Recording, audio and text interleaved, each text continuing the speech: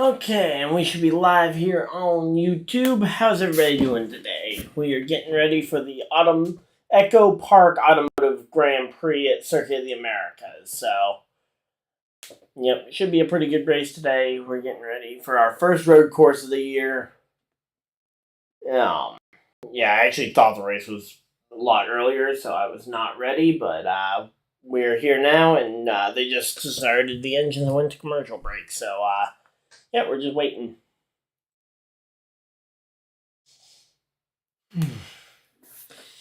But, yep, how's everybody doing today?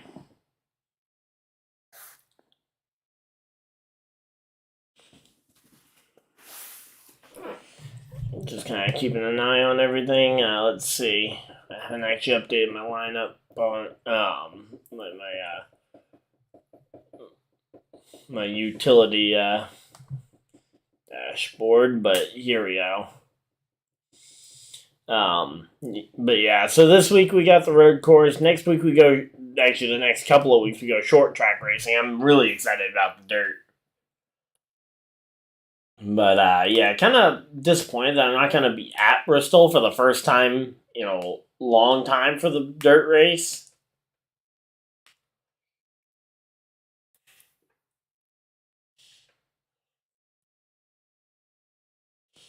But here we go. They're back from commercial break, and they should be rolling for the pace lap by the time we get this thing going, or by the time we get back from this commercial break, based on how they normally do this. Last year, Ross Chastain went and got his first career win. I'm trying to think of who won the year before. That was Chase Elliott with the Mega Rain race.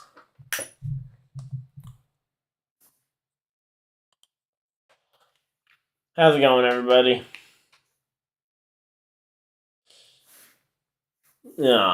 Pre-race. Oh yeah, pre-race pick. Hadn't actually thought about this. No, I'm gonna go with one of the all-stars. I'm gonna say Jordan Taylor gets this one. I know the odds are unlikely because it's his first time in a stock car. But they're doing a breakdown of the track, so I guess we can kind of talk about it. But yep. So yeah, I got a track map up in I think this corner of the screen for you guys. So you guys can kind of follow along with it. Unfortunately, it's not dynamic, so it won't actually show you where all the cars are on the track.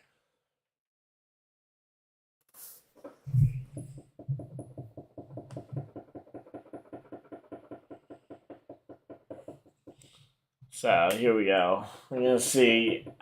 If it is too laggy, I do have something I can cut. I just don't want to cut it if I can avoid it. But yeah,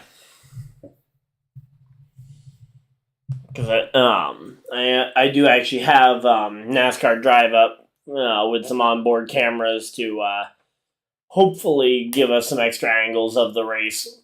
Where this type of racing, it will lead to after watching yesterday's Xfinity race, it will lead to a lot of green flat egg racing, which will potentially lead to a slightly less exciting race than normal. Certainly less exciting than most of the ovals, but yeah. So there we go. They just went and broke down the track. Alright, the only camera I don't have working right now over on the side is Jimmy's. I was hoping to have the kind of 4 all-star drivers cameras up, but so far I'm not seeing Jimmy's camera working, which is a little upsetting. I have to wait and see. I'm refreshing it. Maybe it'll get going, but yeah. Is this the same thing they did before, where they interview the pole sitter while he's not in a helmet? Yeah, and then they're actually pacing. Because that threw me off last week. Yeah, so there's no, Yeah, so Jimmy's camera is not up and working right now. And say, let me know who you guys would like me to maybe put in instead. Might do Connor Daly if um. Let's see if Connor Daly's is working. Because if so, that wouldn't be a bad option.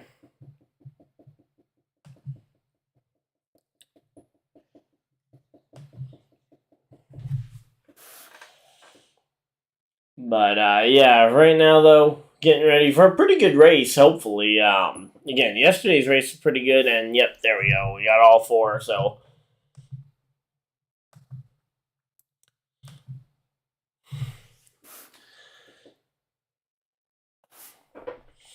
yeah, so here's our four on boards that we have. So top top left hand corner is Jordan Taylor starting inside the top five. He's starting fourth. Top right is the one outlined in yellow is right now is Connor Daly. Then I believe we have, let's see, we got, trying to remember which one is which. I think Jensen Button is bottom left, and then yeah, Jensen Button is the bottom left, and then bottom right is Kimi Räikkönen.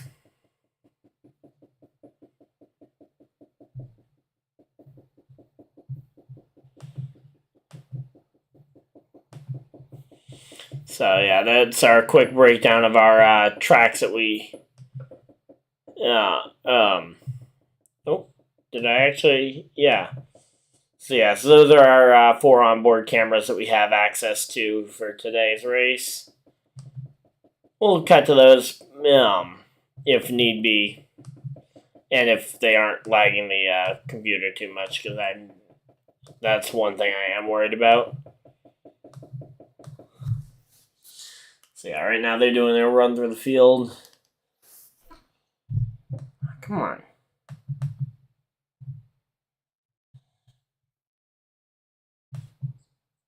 There we go. Alright, so we're back to normal there, but yeah, so those. So yeah, so those.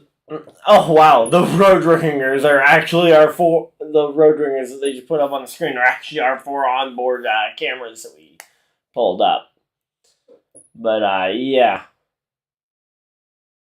So yeah, those are our onboards that we got for today's race. But yeah, again, I may end up having to cut them just because of the lag. But for right now, it seems like it's not doing too terrible. So we'll have to wait and see, obviously. But I am curious to see how Jordan Taylor does here in his first ever NASCAR race. He's starting fourth place, so I did put him on my fantasy roster to try and get some of those points. Qualified really well, so.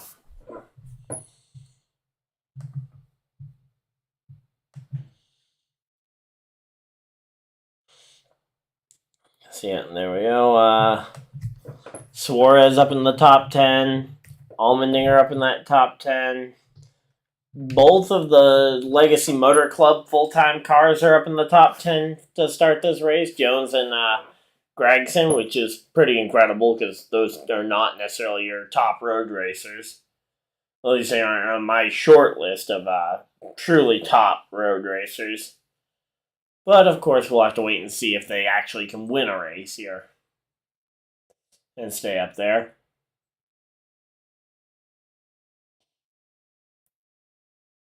Wow, Bubba Wallace has a best finish here of 38th. I mean, there have only been 2 races here for him, but still.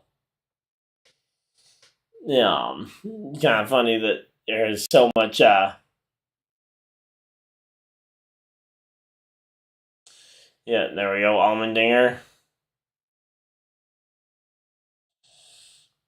I feel like Allmendinger definitely he is definitely going to be a threat to win today. The question is whether he'll if anyone will take into account what he did yesterday and potentially race him differently. I don't think so, or I hope not, but.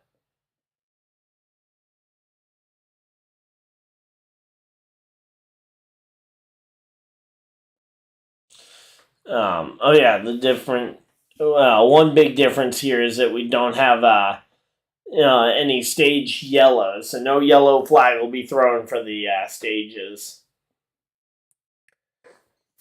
But yeah, I think I say the stream health seems to keep going down. It's going down twice already. If it goes back up and down a third time, I'll probably kill the cams for the cars.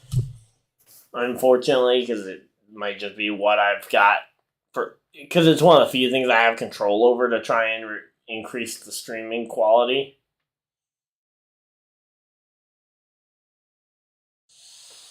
But here we go. They're trying to talk to Tyler Reddick now.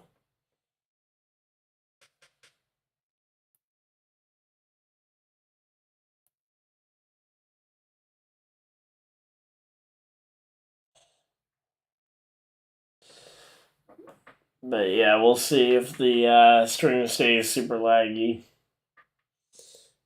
Yeah, I'm thinking we're gonna have to cut the feed, unfortunately, because yeah, it is super buffery. Actually, it might have cleared up. I guess again, we'll see if it goes buffering again. I'll cut the cameras. But yeah, we'll still have our normal broadcast stuff here, though.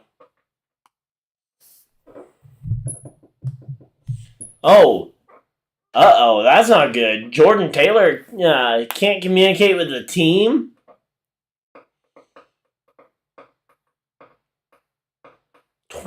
20 turns and the team can't hear him, or he can't hear the team. Any of that is not good here.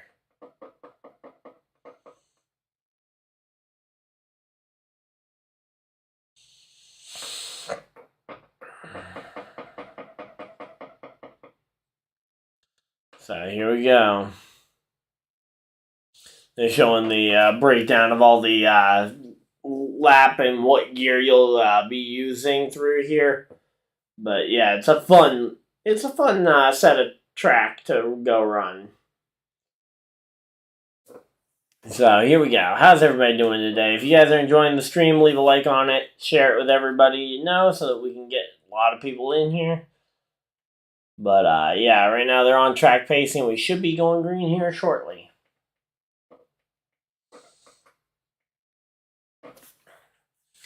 My pre-race pick is my pre-race pick was Jordan Taylor. I might want to try and change it real quick since McDowell going to the rear. No. Alright, I might take Allmendinger if Jordan Taylor does truly have to go to the rear, because it looks like he may end up going to the tail of the field. But yeah, okay, yeah, it looks like I'm not going to be able to do the in-car cameras, which is unfortunate.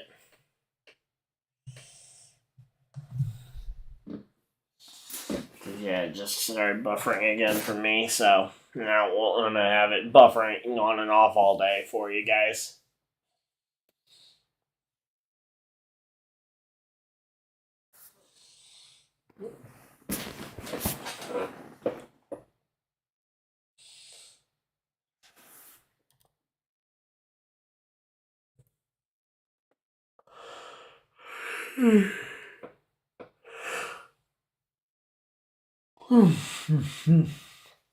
Alright, so here we go. We're getting ready for the start of this race. This race certainly is not at the top of the excitement list for me, mainly just because of the style of racing. It will be a slow strategy style race. I enjoy that, but it's not for everybody, and I totally understand that. But hopefully we can still make it interesting, and it looks like Jordan Taylor is going to keep his starting spot. So yeah, Jordan Taylor, I'm going to say he is still my pre-race pick. I was thinking about switching it to Allmendinger, but that was when I was kind of thinking that Jordan Taylor might not keep that top 3 starting spot. But for right now, we'll say Jordan Taylor will be the pre-race pick for me. Maybe by stage 1 or 2, I will have decided on a different pick. But I really think Jordan Taylor could realistically win this race.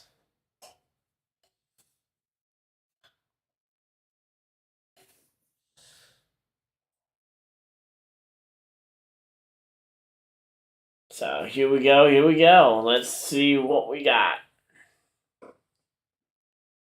So they got the interim crew chiefs in for Hendrick. Again, appealing, waiting for that appeal to be heard of their penalty from Phoenix a couple weeks ago. The appeal date has been set at the 29th, so that's next Wednesday. I might, let me know what you guys would prefer, whether you guys would prefer me to record a video or live stream kind of my very initial reactions when the when the thing comes out, but I'm thinking I'll probably pre-record a video talking about the results of the appeal. I don't see them getting the full thing rescinded. I could see them getting part of it rescinded because they did find it before any true competition happened for the weekend. So, because they found it before practice or before qualifying. So, but here we go. That doesn't matter right now because we are getting ready to go green flag racing here in the Lone Star State. Green, green, green. That was a really slow start. Why was that so slow?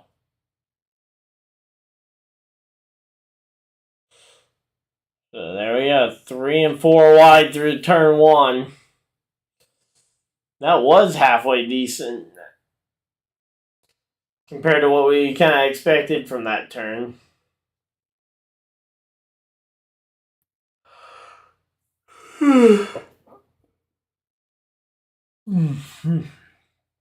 So I'm curious to see what the teams will do if this thing does try and go green to the checkers. I mean, again, it's going to be down to fuel mileage, which I didn't think to take a look at the fuel mileage before the race started here.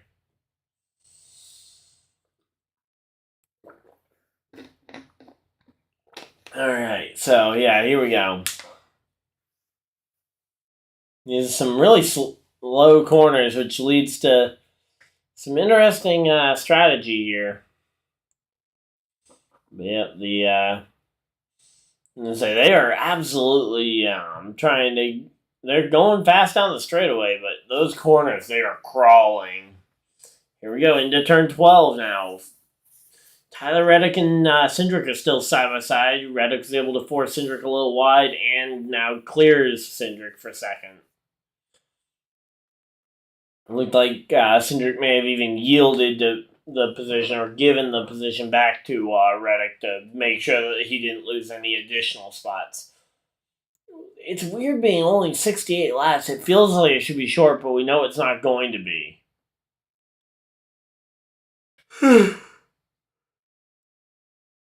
Oh, man. Here we go.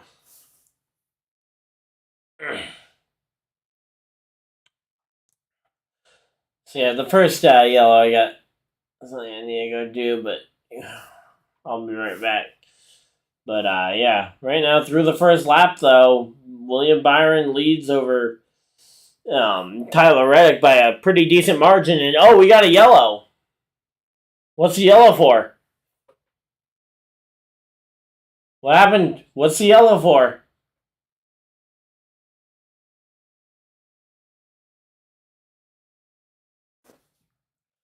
Wow, Brad Keselowski is around on turn 1.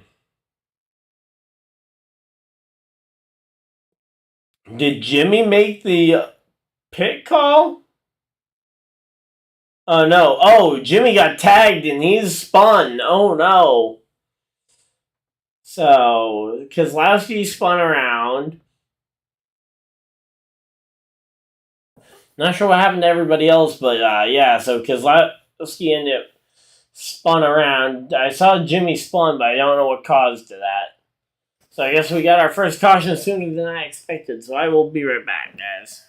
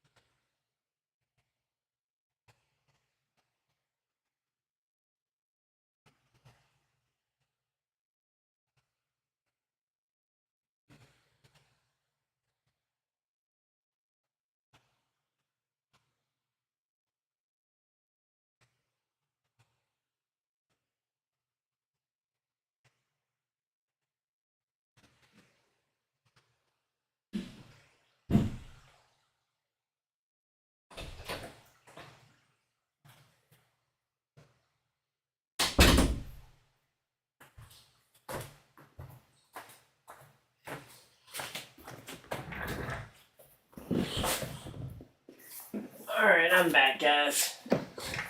Here we go. Sorry about the brief break there. We were under yellow and a commercial break, so I wasn't going to actually be able to give you much for content, but we are back. Oh, what on earth happened there? Ty Dillon ended up spinning down into Jimmy Johnson? I can't even... Alright, let's see. So 6 spins around, and that camera stays on the 6, so we don't know what happened to Jimmy. But yeah, waiting to see what ended up actually happening there to cause the spin, because I find it hard to believe that that spin was...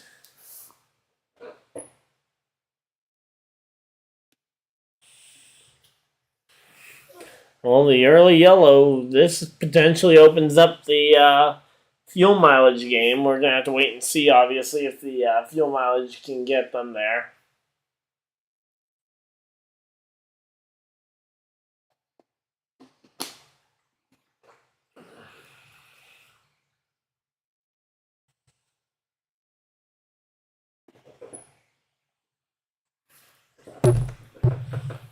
And say Suarez got up 1 spot by the time of the yellow.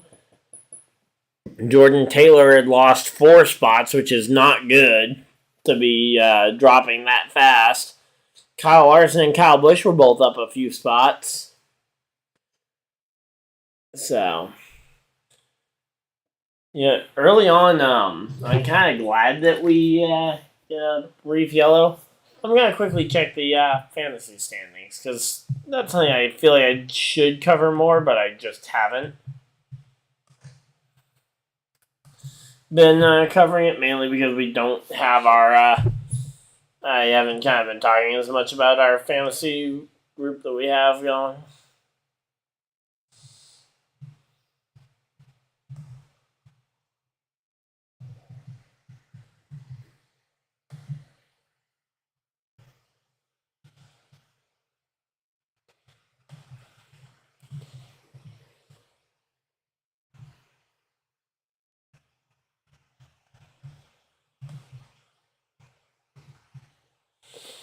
Let's see. So McDowell to the rear, that definitely hurt my starting points.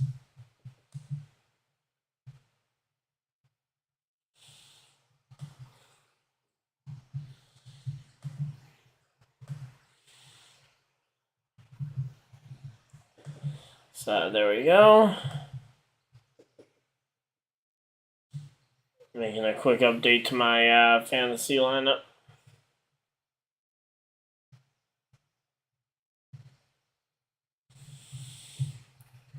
But yeah, so how's everybody doing today? While we're under caution, we can pretty much just kind of chat. Anyone got anything they want to talk about, we can kind of talk about it, but yeah.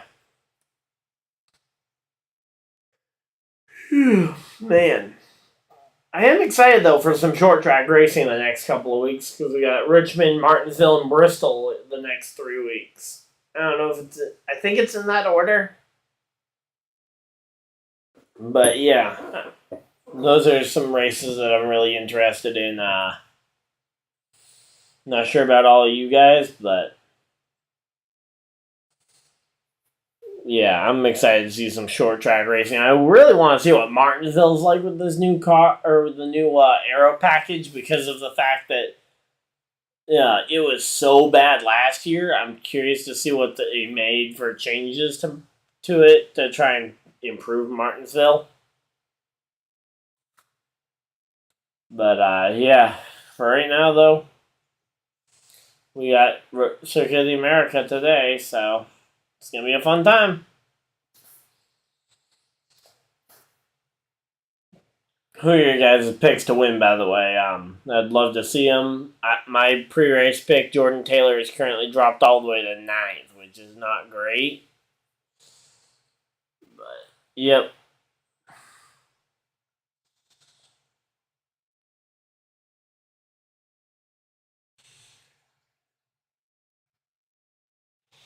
So Jimmy Johnson a lap down. That's not good. If anyone kind of gambled on Jimmy Johnson in fantasy, he might be a candidate for your garage. Oh, they're talking with Chase Elliott. Yay. Let's see. How's Chase Elliott doing? Curious that his recovery is happening in Colorado, where the incident happened, and not traveling back east.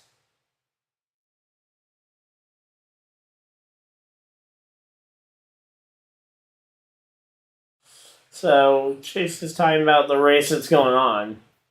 Talk about his recovery. Come on.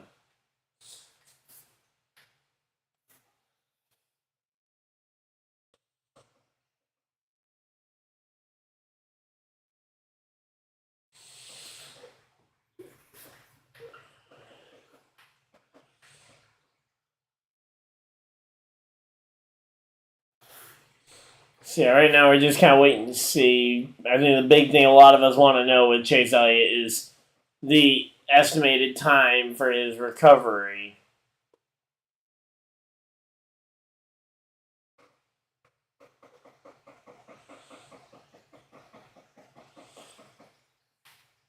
But yeah, so for right now though, doesn't sound like a ton of stuff. Again, he's not saying much about the injury, which I don't know if that. I don't know if that's good news or bad news if he isn't talking about it. Oh man, here we go.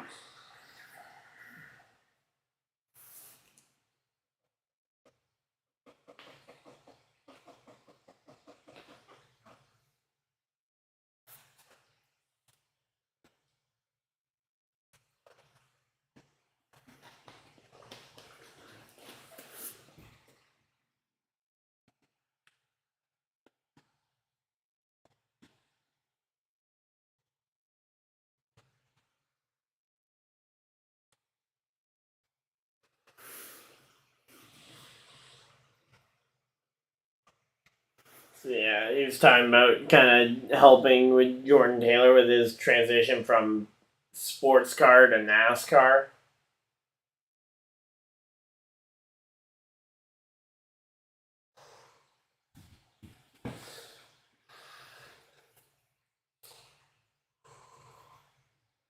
But yeah, right now, I mean, again, we've been under yellow, so hopefully we can get green flag going again, but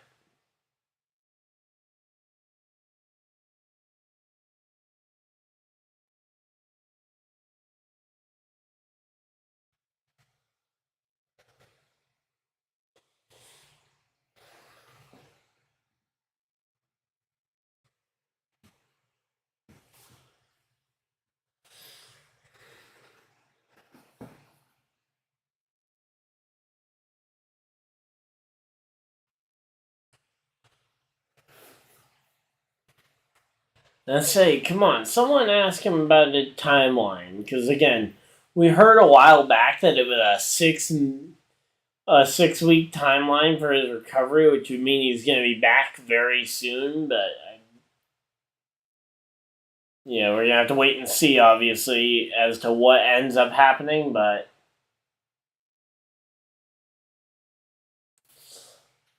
yeah, this track is one of a kind, though. That's for sure.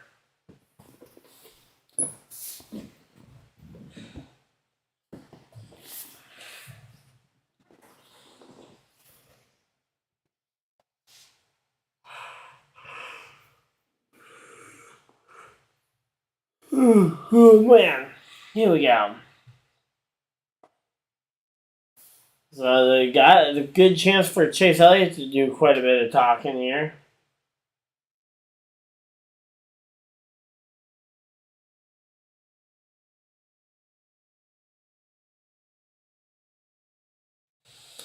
So here we go. No leaders decided to pit, so no difference in strategy here. I mean, I think it would have been a little early anyway if they tried to play some sort of strategy game, but wouldn't put it out the question.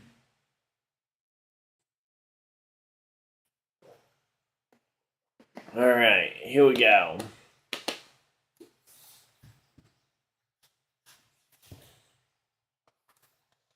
We have to wait and see on what happens here, but again, who's everybody's pre-race pick? Mine was Jordan Taylor, so we'll have to wait and see how that ends up playing out. Again, I wasn't confident in that pick, but it was ultimately the one I came up with when I was trying to decide on a pre-race pick.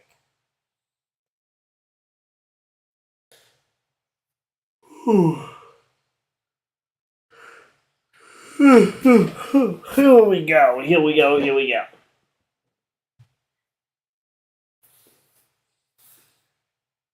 Let's see. There isn't really much changing up in the field in the early part of this race because it's been yellow flag, or it's been green flag for only about a half lap.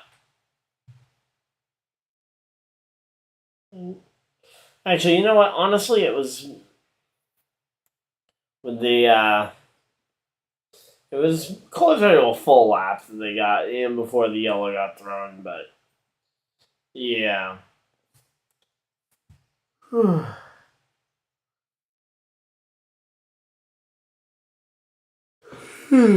man. Here we go.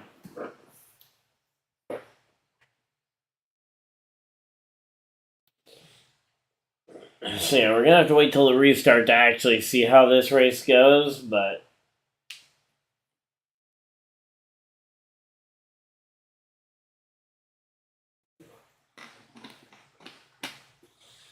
alright, here we go.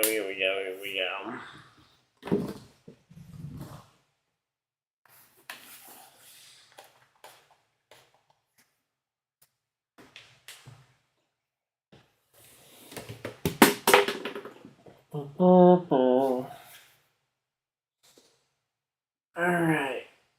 Welcome everybody to the stream. We are the NASCAR Cup Series currently under a commercial break and a yellow flag early on in this race for a multi-car spin. You had Keselowski who spun. You had Ty Dillon who got into the back of Jimmy Johnson who got around.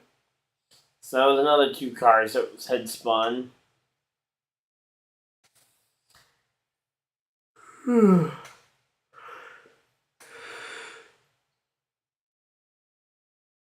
man, here we go. I did not get a good nap in before the race, which is kind of unfortunate, but we're back. Should hopefully have a pretty good race today. Obviously, we got short tracks the next 2 weeks.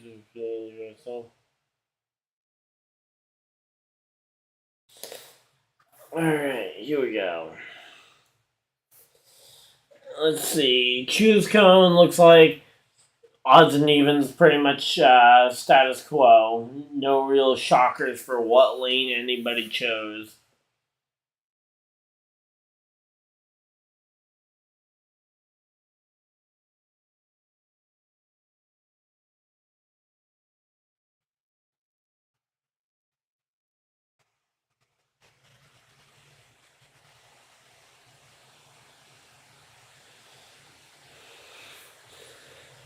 Alright, here we go. Green flag is back out. Man, here we go. Yeah, 3 and 4 wide through the first corner, and yet there we go. Whew. Cindric, the race leader. That's interesting. I didn't think Cindric would take the lead that easy, but Austin Cindric takes the lead. We did see him we saw him lead quite a few laps of this race in his first NASCAR Cup start here at Circuit of the Americas during the rain race.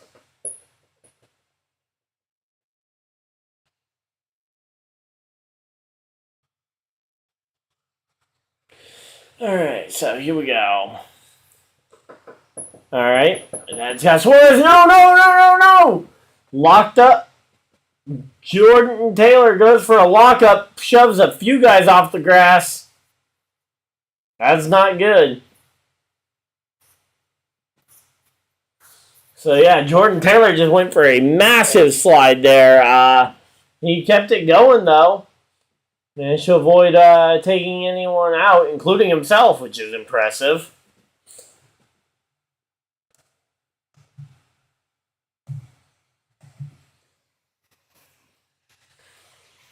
So here we go.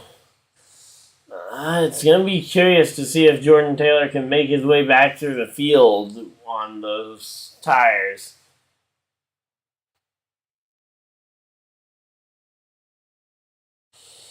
But yeah, I mean, honestly, again, like right now would be the time, if you have the time to make a mistake and come back from it, you can do it early in the race and try and pull a strategy late to try and overcome it.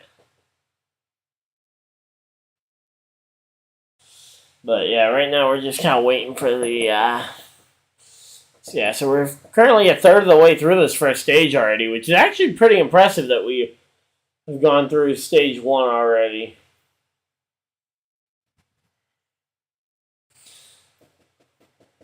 But yeah, when we get close to the end of the stage, oh, was that more cars bouncing off each other? Yes, Briscoe is around. Chase Briscoe spun around in turn number 1. Was that 1 or what turn was that? I think it was turn 1, but it's hard to tell sometimes. 1 and 17 kind of look alike.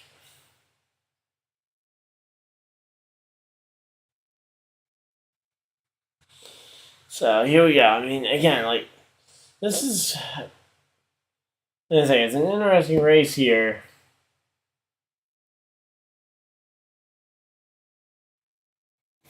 I'm curious to see what Cinder can do now that he does have the lead early in one of these races, because normally his problem in Cup has been that he doesn't qualify that well, but then he has to try and race his way to the front, or the other way around.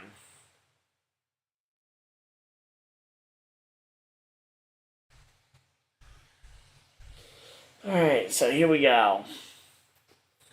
Man, I am kind of spacing, but yeah, here we go. Here we go. We're finally getting a replay, and looked like maybe off the nose of Justin Haley.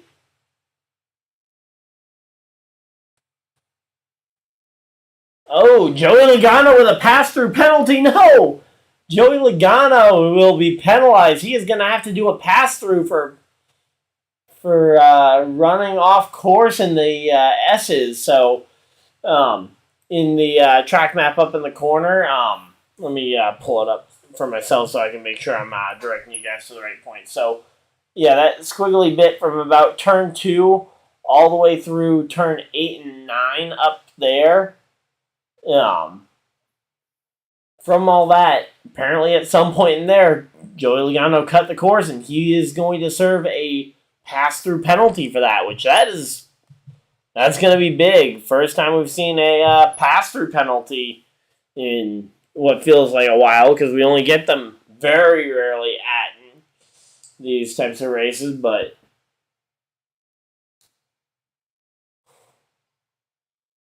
let's see.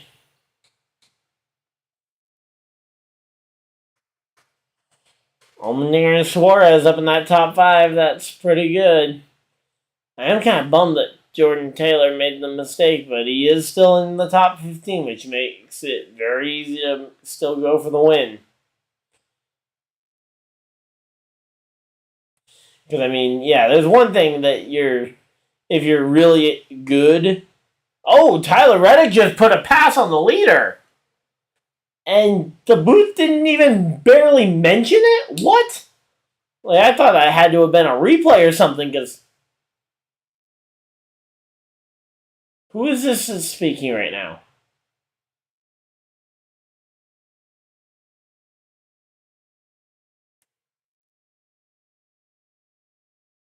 I'm not sure who's speaking right now, but on the TV broadcast, but why are we have now had Cindric takes the lead back from Reddick, and Reddick goes back to the inside. We have a great battle for the lead, and this guy is completely I mean, literally like the teacher in Ferris Bueller, just completely monotone about it. And here we go. Reddick back to the inside. Reddick back to the race lead.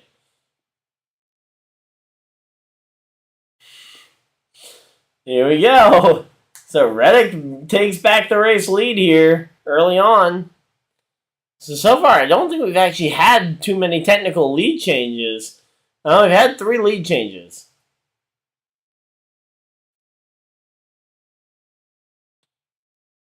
Alright, so was that Kurt? Was that Kurt Busch in the booth? Because it wasn't Boyer, it wasn't Mike Joy. I think that might have been Kurt that was talking that he had no energy about the pass. Because the Haas Formula One team owner, his accent's pretty thick. Not very easy to mistake that one. But yeah. And now we're going to commercial break. Is it going to be full screen or is it going to be side by side? Full screen commercial. So that's kind of unfortunate that we don't get to go through and just kind of talk about that race, or about the battle for the lead. But yeah. Here we go. I'm up to 10th place in the fantasy points. My mom's up, currently leading the points. Big thing holding me back is the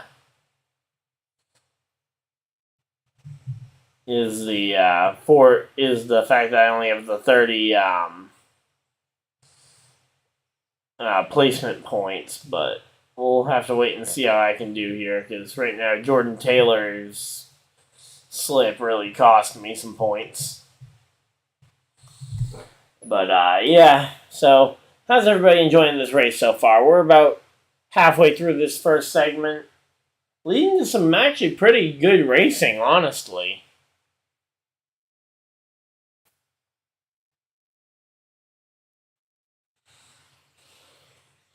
Like, the racing through this first stage, at least, better than anything we saw in the Xfinity race yesterday. So, yeah.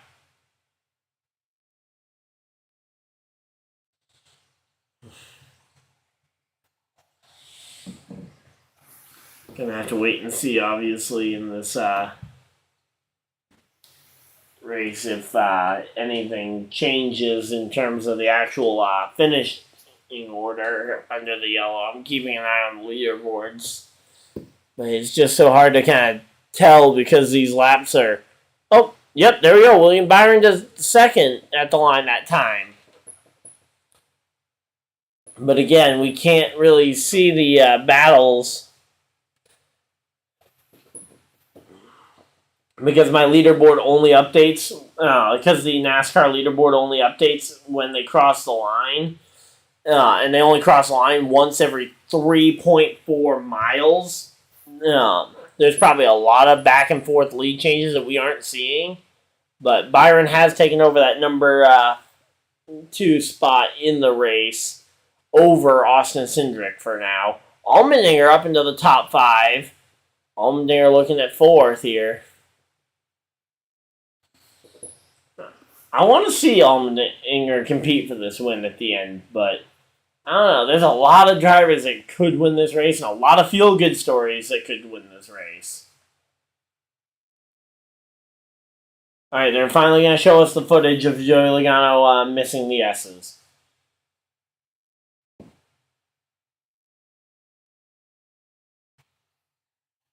Oh, yep, right there. Yeah, he just missed it behind Ty Gibbs trying to cut the course behind Ty Gibbs trying to get to the inside, and that's what ultimately led to Joey Logano getting the drive-through penalty that he got.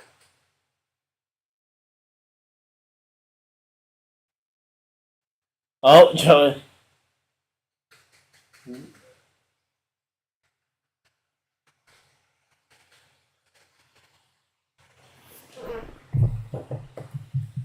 Wait, so who else got penalized? Because they just said 3 guys got penalized.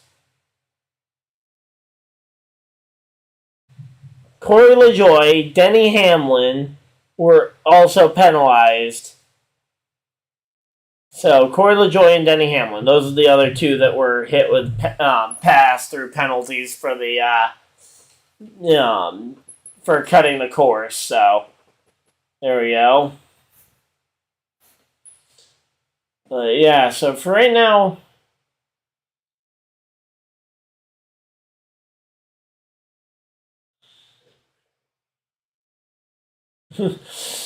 Yep, Jordan Taylor. He's trying to hang on, and yeah, these guys, they are some of the most aggressive drivers in the world. Because NASCAR is the one motorsport in probably, I'd say, one of the only motorsports in almost the entire world where you can use another car potentially to try and keep yourself steady, and it's almost allowed. Oh, Jimmy is out of the race already. Oof! I thought he might have just been a couple laps down, but no, he's out. That is really a bummer for anybody. Wanted to see Jimmy do well in his part-time starts this year.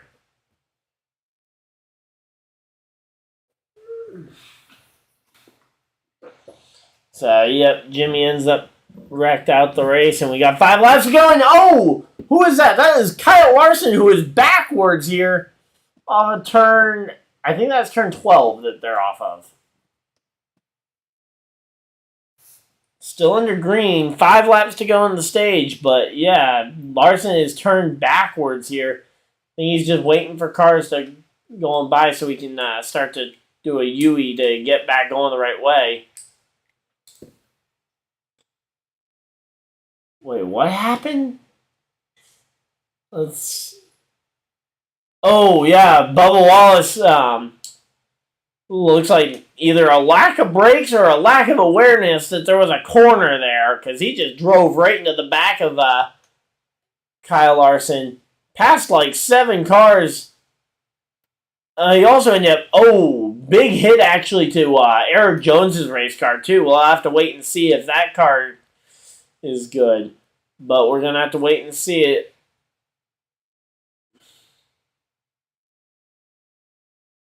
But yeah, like honestly, that wreck. Oh, Cody Ware goes for a spin. But yeah, honestly, the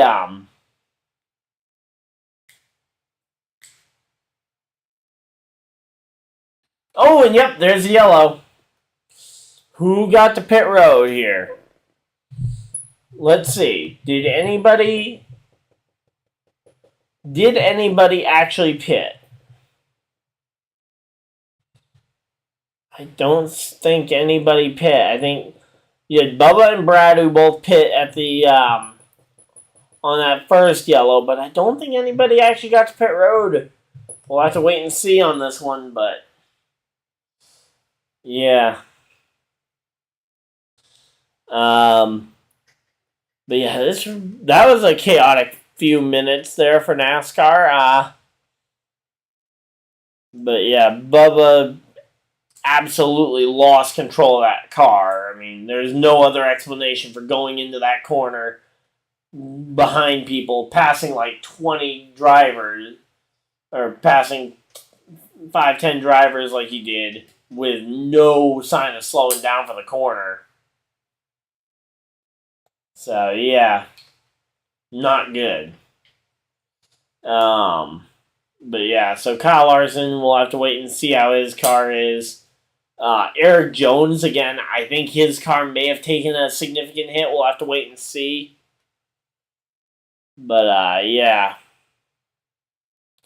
This yellow, though, comes at an interesting time. 5 laps to go on this stage. You could pit here to maybe try and gain the track position and make it to the end of stage 2. Oh, sounds like Bubba is out of the race according to his radio. So sounds like Bubba Wallace is done, which it's not a big surprise considering the whatever kind of failure that is doesn't seem like it would be an easy fix anyway.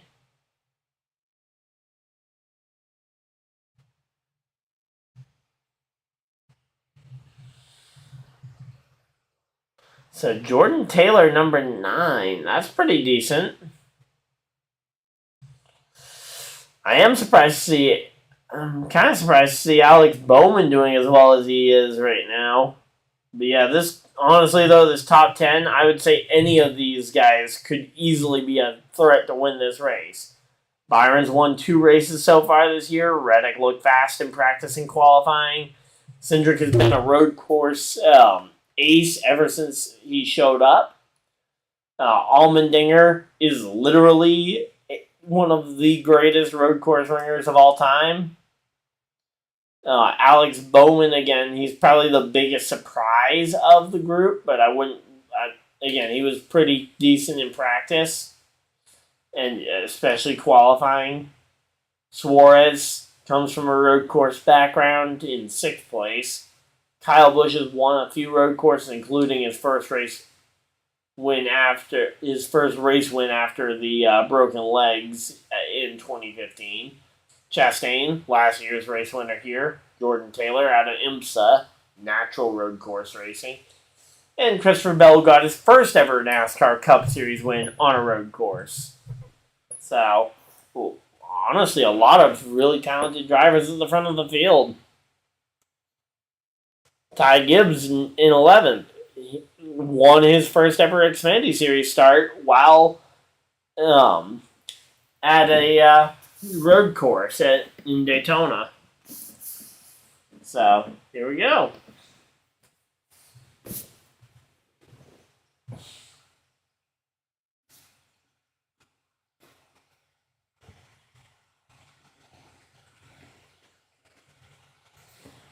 Oh.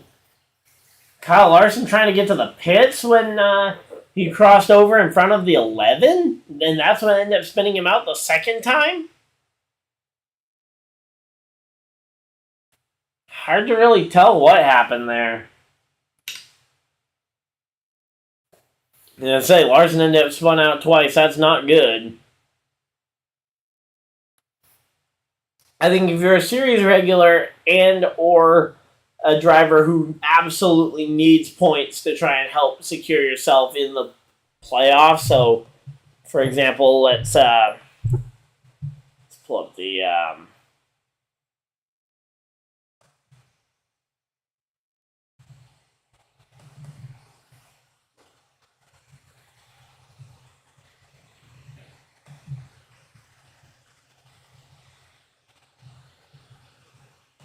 Let's pull up the driver standings here for Cup. So yeah, so if I'm one of the guys, say, Reddick in 15th, I would stay out, make sure I'm getting these points. Bubba Wallace, I would want to make sure I'm getting the points. Even Allmendinger, maybe even Michael McDowell, Ty Gibbs. If I'm some of these guys on the fringe of the outside looking in, Bowman, Kyle Larson would be nice, but yeah. There's a lot of people, though, that need these points. If you're someone like Kyle Busch or Logano or Stenhouse or Byron, if you're one of those 4 who's already won a race, or if you're a part-timer who doesn't care about points, you could pit here and set yourself up for the second stage to be leading, and then potentially set yourself up for the end of the race. But again, that's a wait and see type of game, though, that we're going to have to play.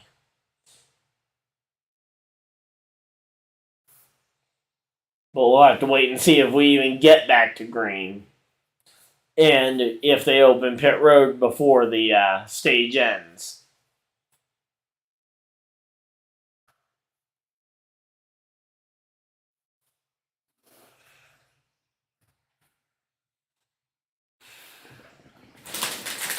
Alright, so the stages are actually the same length, which is a little different compared to normal. Normally the stages are...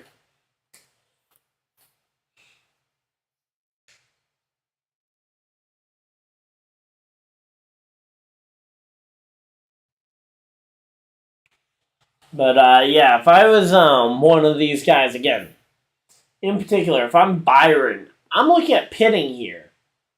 I mean, I know, again, the 100-point penalty, he's not going to earn playoff points. Now, maybe he thinks he can get the playoff point for winning the stage.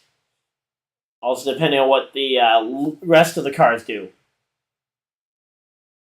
Reddick? Why? Why? Tyler Reddick! You are on the list of people who should have stayed out to secure your points. You are literally on the cut line. You were the guy I was referring to when I said, if you need points, stay out.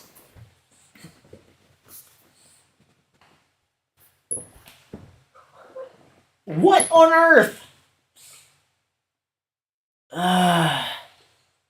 We'll have to wait and see how that strategy call works out, because maybe they know something I don't. There's McDowell. He wasn't really in position for stage points anyway. Gregson's pitting. He's not been the greatest, so again, might not be necessarily the guy to look for here. But again, we're going to have to wait and see how everything cycles out here, but I don't... In particular, Kyle Busch is a big one, because he has a race win. He is currently 6th place on the racetrack, it looks like, after all the pit stops and everything. So he's not going to... I highly doubt he's going to win the stage from... I doubt Kyle Busch is going to win the stage from 6th place on this restart.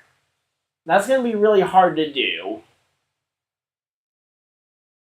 So, what is Kyle trying to gain here? He doesn't really need the points because he's already got the win. I mean, maybe, but yeah. I don't see a reason why Kyle Busch stayed out here, and I don't see why Reddick pit here, because Reddick was in a great spot to earn a lot of points to try and basically create him a safety net for himself. Especially where Allmendinger is one of those just on the outside looking in, who is in position now to potentially earn 10 points and gain 10 points on him. We'll have to wait and see how all the leaderboards all cycle around here. But I don't think Reddick from 16th, even on fresh tires, I don't think he'll be able to go 16th to 10th in like one lap. Because we're only going to have one, maybe two more laps before this stage ends and awards the points. So, and that's if we even get that much. Again, we'll have to wait and see. I think we'll probably get a one-lap shootout for the stage, but I don't know.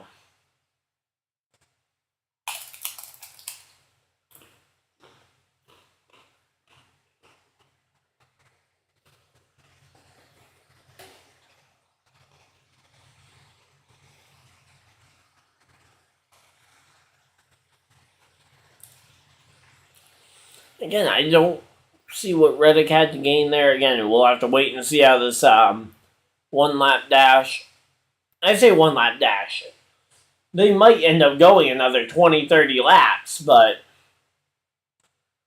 it's a one-lap dash in order to earn points. And then once you get your points, you can pit pretty safely. If a yellow comes out after that, you get your track position back, potentially. And you all of a sudden get that, so...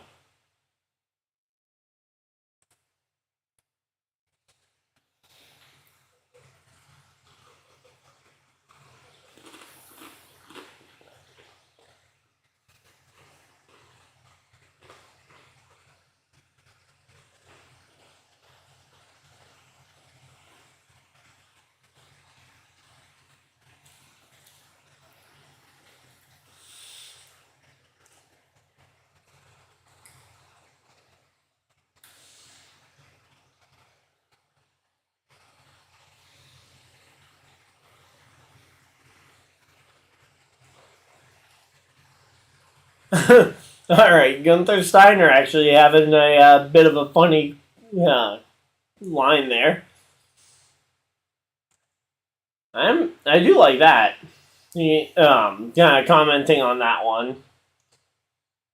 the differences in some of the terminology between like the pit versus box for the F1 versus NASCAR terminology.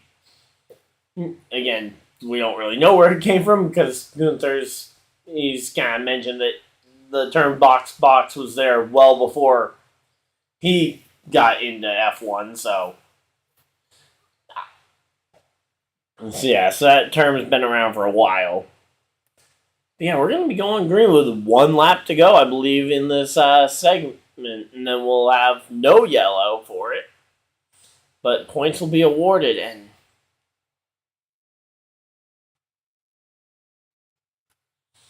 I don't get this strategy for Kyle.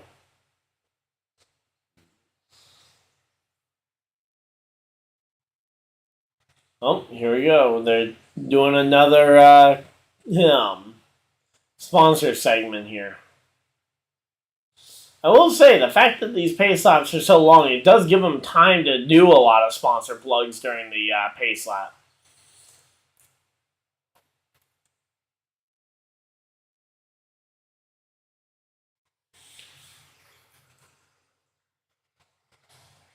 So they're going to be going green coming to essentially the one to go in the stage before the points get paid, which it's going to be a short pay window. And again, I don't know if Busch can come from 6th. Because the only reason you stay out for Kyle Busch, I mean, yeah, some points are nice, but... Alright, so yeah, Kyle was trying to come to pit road when Denny spun him. He was really wide, though, for a guy trying to pit. Should have been a little bit more narrow if your intention was to come to pit road. He was really wide.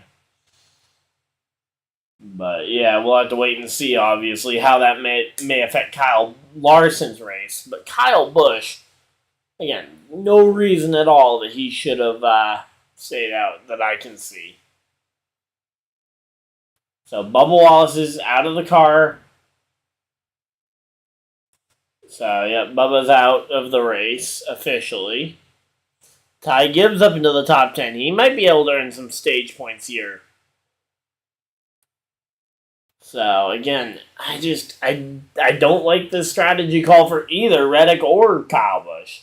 Even though they both did opposite strategies, I think they should have done each other's strategy. Like, strategy swap. But, yeah.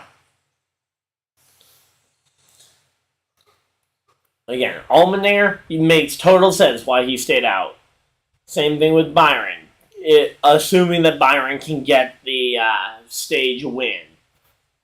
Cindric, he could use these points to try and pad the cushion between himself and the cut line. Alex Bowman needs some points to try and claw back from the 100-point penalty. Daniel Suarez could use a little extra cushion. I think he's currently in, if I'm not mistaken. Let's see. Yeah, Suarez is in, but yeah.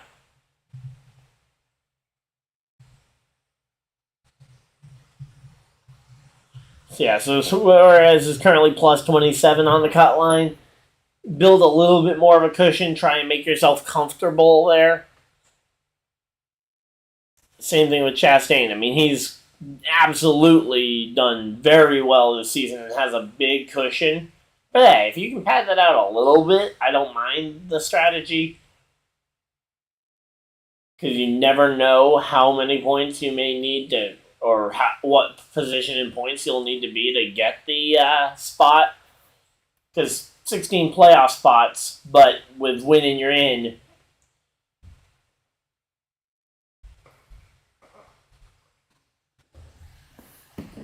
So, was that the stage being paid out at the line that time, or is this one to go in the stage? Oh no, yeah, that was the stage coming to the line there. I don't know who got it. Well, I know, there we go. So, Byron, Cindric, Allmendinger, Bowman, Chastain, Suarez, Kyle Busch, Jonathan Taylor, Bell, and Prix. So, Ty Gibbs missed out on the points. But, yeah, so we actually had the points being awarded as we came to the green, which is funny. Oh. Alright, so they're calling to chase Elliott.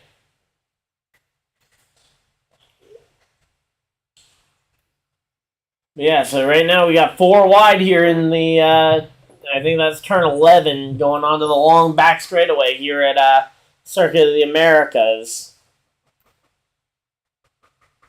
And yeah, so right now they're having Chase Elliott talk about the racing, but yeah, I don't know.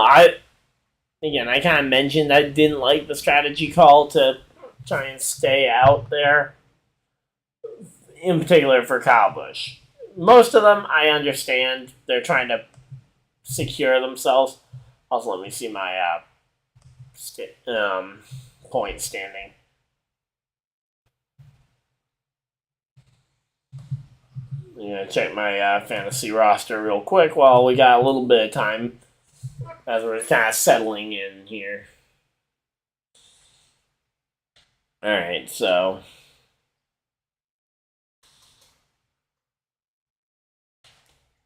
yeah, we're gonna have to wait and see here. Oh!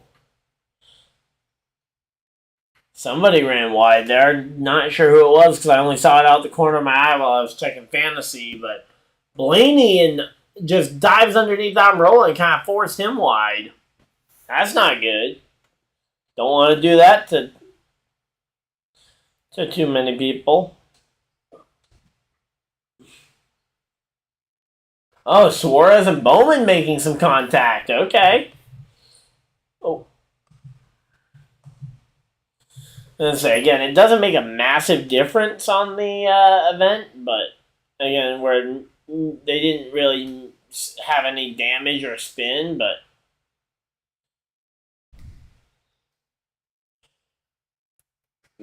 so Jordan Taylor is dropping back a bit further.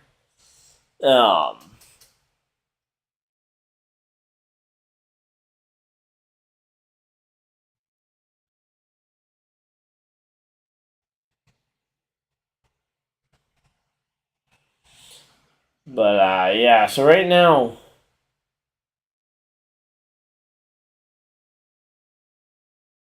So here we go. William Byron, he's got the lead. He won the stage, so.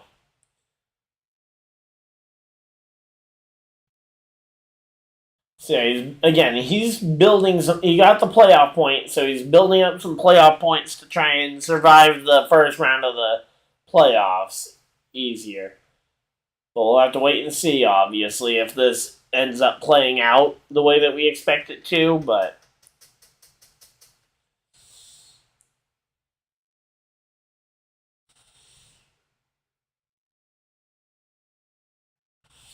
Kind of curious to see what Allmendinger does as we get closer and closer to the end of this race. Now, obviously, we got the second stage, and that's only 15 laps. So,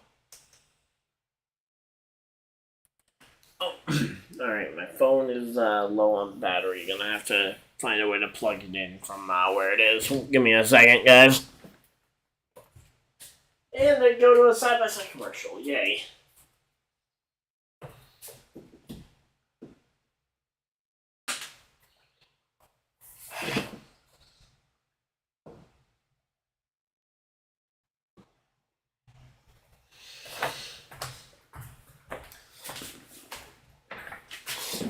Alright, there we go. I managed to get the thing plugged in. So, my phone's not going to die on me. I'm not going to lose my visual on the race. But, yeah. So, right now, Chastain up into the top 5. That's pretty cool to see. Again, like, Reddick didn't earn any points there. We'll have to wait and see. Again, I'm curious to know what the fuel window is because I don't know off the top of my head. Ooh, wait, no.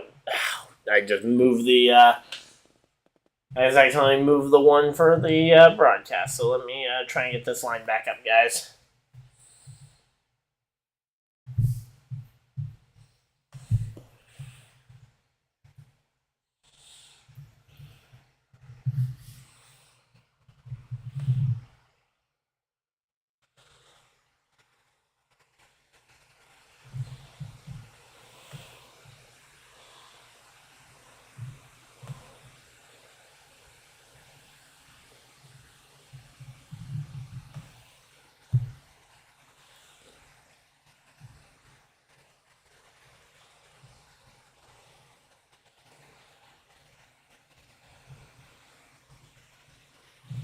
Alright, so there we go. That should be pretty well lined up. It's not perfect, but it'll do. But yeah, so where is Reddick right now? And then kind of the bigger thing is going to obviously be the question of where will he cycle back out when the pit stops happen? Because he's back in 18th place now, 9 seconds off the lead. So, again, they will lose a lot of time on green flag stops here. But if it cycles, now again, he might be able to make it to the end of the second stage, which could be a benefit for Reddick. Oh, he just passed like 3-4 cars on that lap. So he's up to 14th. Although again, he's a second and a half off the next closest car to him, which is not good.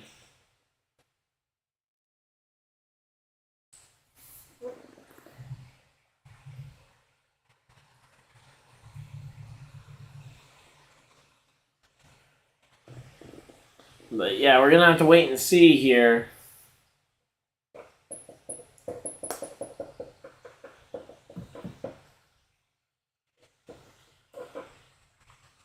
Oh, another incident for Keselowski? Oh yeah, Keselowski just looped it way off in the paint. Almost got into the gravel way off track. What happened to Blaney here? Oh, yeah. Not sure what happened to Blaney there, but he ended up spun around.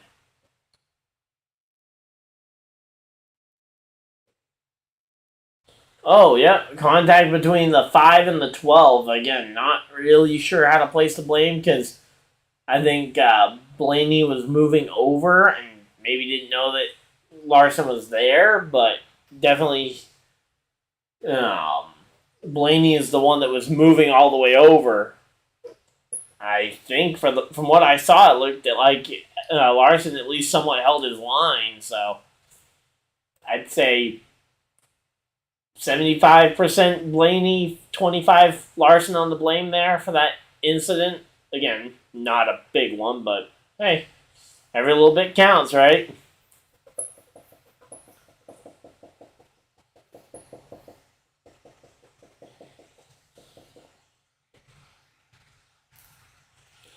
So if they can, so it's 30 laps, so it'll be 38 laps to the end of the final stage. So the question is, how many laps into this stage do you have to run to maybe try and one-stop this? I don't think you can one-stop it.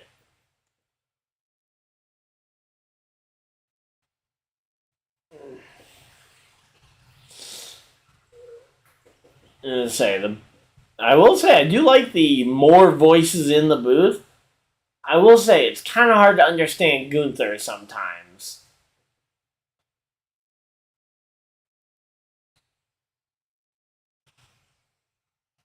So Larry's talking about in a couple of laps here. I don't know. Let's see.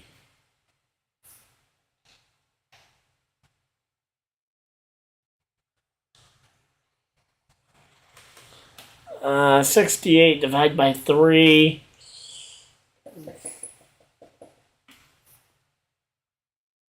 Let me do the quick math.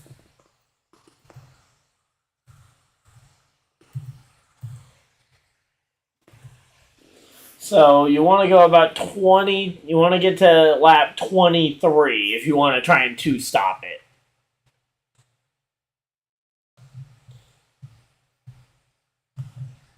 So if you want to make this two-stop work, you got to get to lap 23.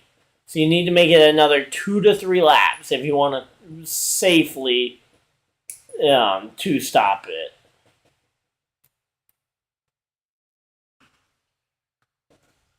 But there we go. Reddick makes the double overtake there.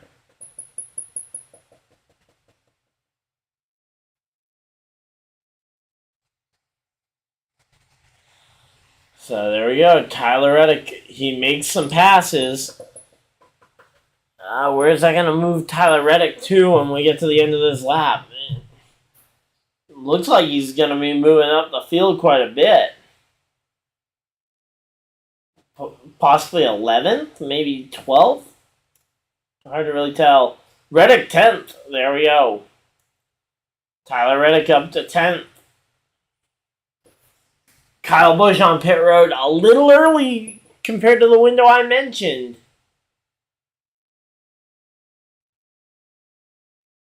I mean, again, you might be just playing it safe in case we get another yellow, because the yellows will break up this race a bit.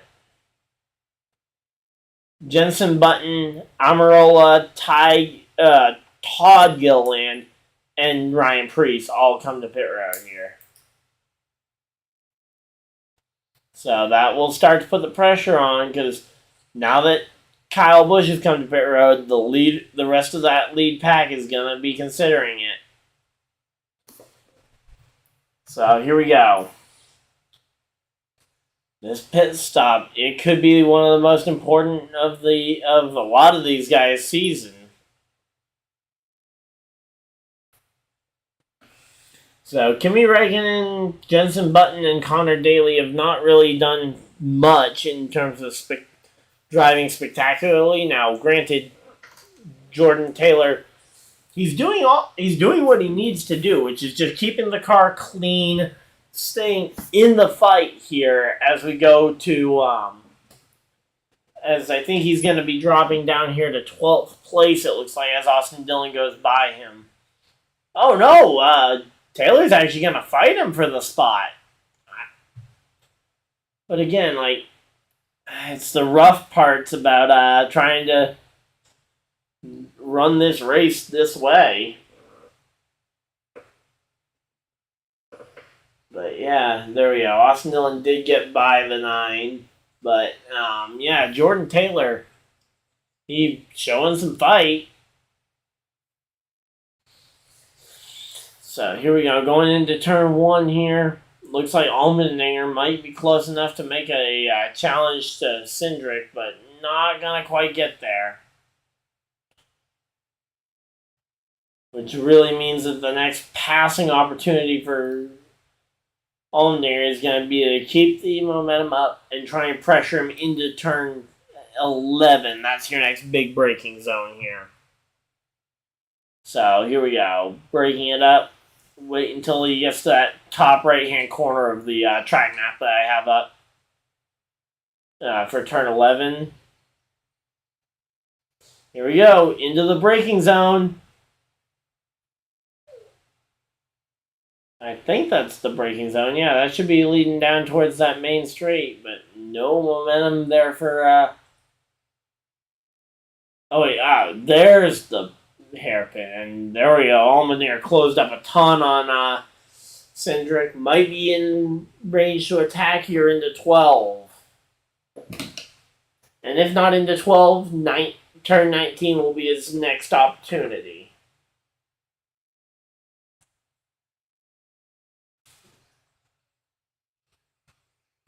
Again, like right now, a lot of these drivers, they're getting closer to that window I mentioned of complete 23 laps, and you are safe to make it on pit road, or made to the end of this race on 3 stops. Or on 2 stops, 3 runs.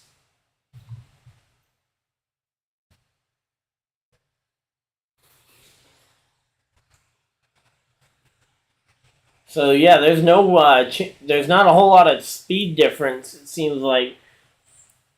Let's see. Last lap for Reddick was a 134 mile an hour lap, and William Byron was a 134. They were actually both 134.4s the last time by, so I am curious here. So that's going to be an interesting one to see. But yeah, the tires don't seem to be a massive advantage for Reddick compared to what it looked like they were when he was racing the lesser cars in the midfield. But there we go, Jordan Taylor making his pit stop again, about a lap short of what I would have done for the strategy call. But again, you may not have been able to make it on fuel. Again, especially for someone like Taylor, I don't mind them being a little bit conservative because I don't know how much fuel the guy has saved, possibly. Or if he could make it the extra lap, because you certainly don't want him running out. But everybody else staying out makes it look like they can make it to 23.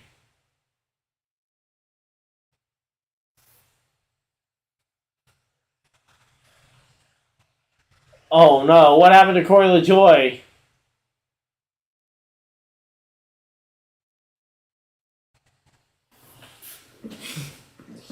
That's not good. Corey LaJoy, it sounds like he's having issues with his diffuser. He's going to be brought to pit road to fix it.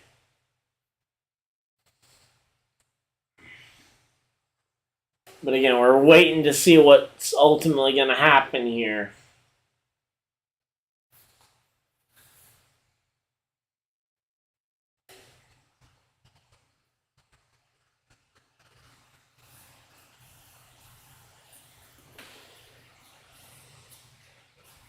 So Michael McDowell up into the top 10 after a few of the top 10 pit. Truex and Gibbs ended up pitting. Austin Cindric now comes to pit road. So Austin Cindric coming to pit road. That's gonna bring yet another one of those fast cars down. Gonna let Reddick have that control, but you do not want to have a yellow here, Reddick, if you're trying to make this strategy work.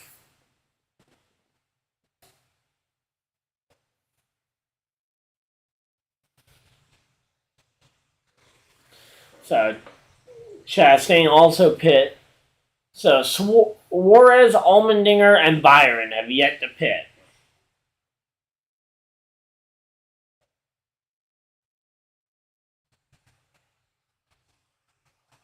So yeah, right now, I mean, there's a lot of data here, and I'm sure the teams are looking at a lot of this.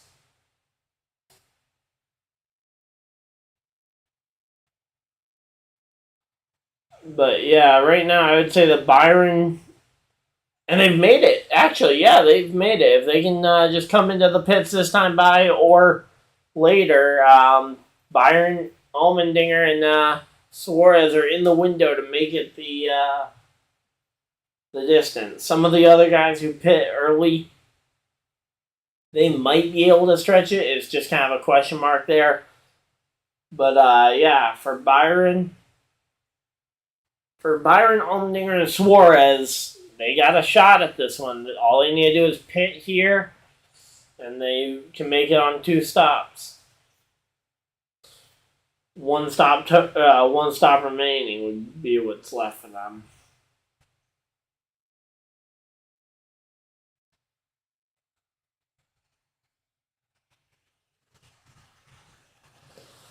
But yeah, I mean, so far, again, this race has not been the most exciting thing in the world, and I will acknowledge that.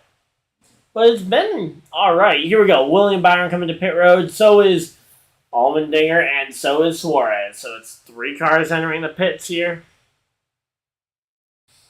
It's going to be a soft race off of pit road here. Tyler Reddick will certainly claim the race lead after this. We'll have to wait and see if but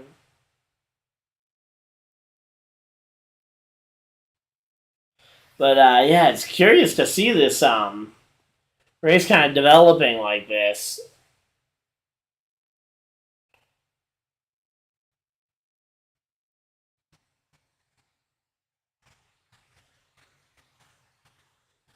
So Byron leads them off pit road in the same order that they came onto pit road in. So no major changes there.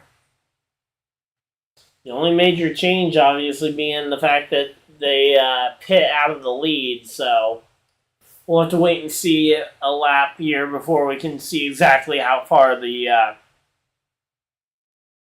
Byron lapped and whatnot.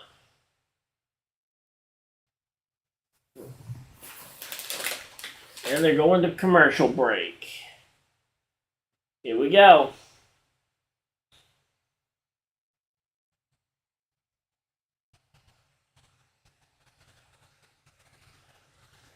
So here we go. How's everybody doing today? We got ourselves a pretty good race. Again, it's been a little bit dry this second stage, mainly because all the drivers are trying to make it to a fuel number, and you don't want to have a yellow in the middle of that to mess that up. So you got a lot of drivers trying to play it safe.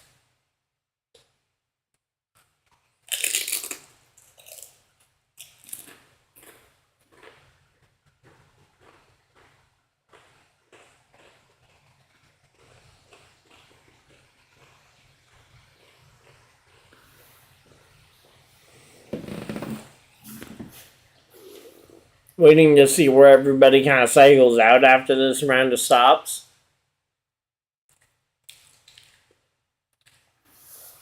But, yeah, this race is going to be interesting, it looks like.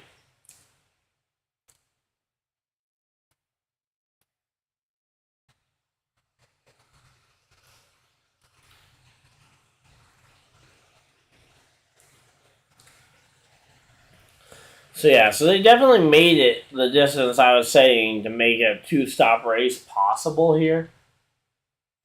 The big question is whether they can actually, whether they'll continue to keep on that pace.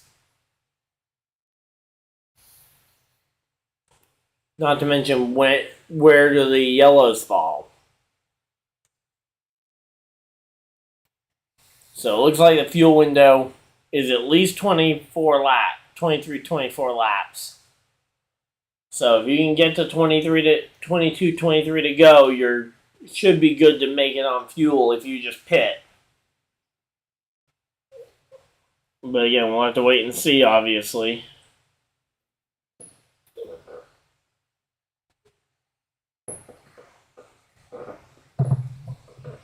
Alright, there we go. Austin Dillon, Michael McDowell third, fourth Harvick, fifth Larson, sixth Stenhouse, seventh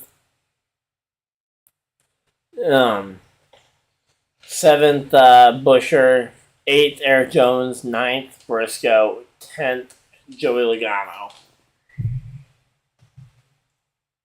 Let's see. Where is our first guy who just pit? So William Byron in 15th. He is 25 seconds back. But again, if it's all about when and if a yellow comes out. If a yellow doesn't come out, we'll have to see where they cycle.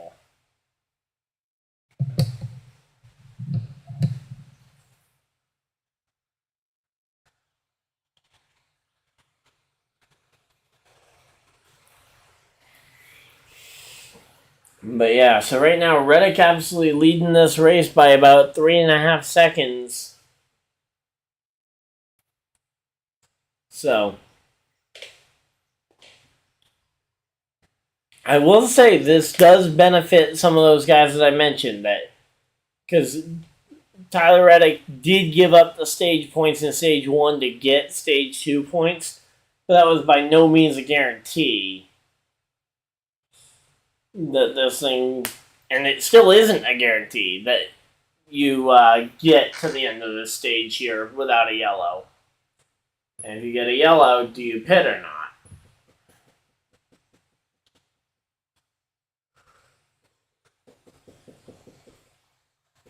Alright. So I have actually got an idea of what we're going to see here.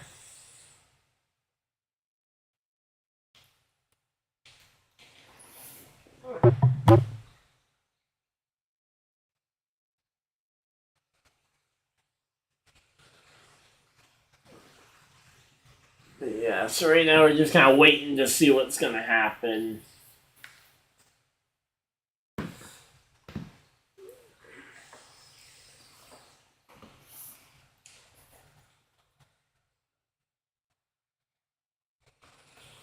But yeah, if you can make one less stop, though, I mean, you can win this race pretty easily. The problem is, I think there's at least 3 guys on that 2-stop strategy, so it's not a guaranteed win for, say, Byron if he can pull off the strategy, which I like because it means that this is going to be a more interesting race than it otherwise would be.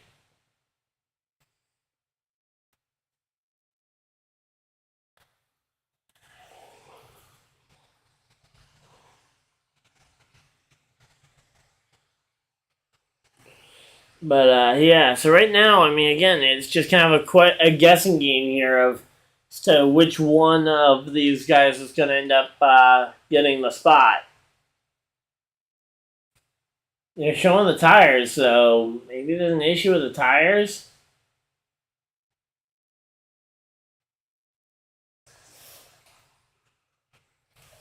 So Jordan Taylor, he is still out there in the number 9 car. He's going to try and struggle his way back through the field.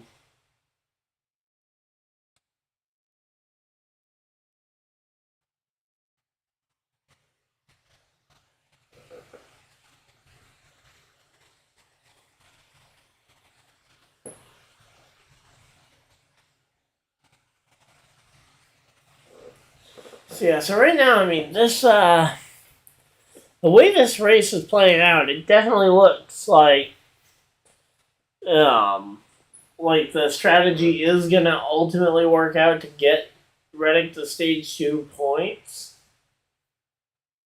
I just don't know how they plan on keeping this, because again, they're gonna be behind the 8 ball for the end of this race unless they get a timely yellow. Because again, there's no guarantee yellow for the stage end. So if they can get to now, I think it's 46. If they can get to 46, yeah, if you can get to that point in the run, so you can get to lap 46, I believe it is, you'll have a shot at winning this race.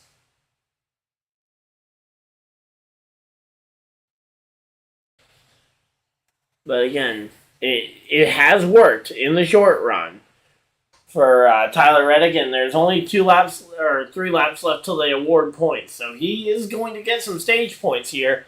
Also, a reminder to go check your fantasy lineups. I'm going to go check my other ones, not just my primary.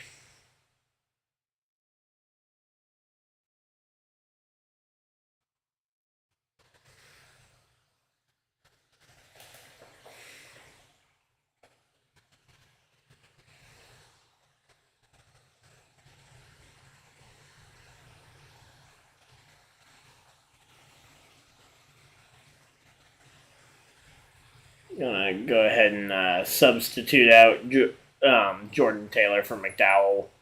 It looks like McDowell is going to end up with the better finish. Not to mention he's going to earn a ton of points here. But yeah, so a quick reminder to go check your fantasy lineups and get your lineups right.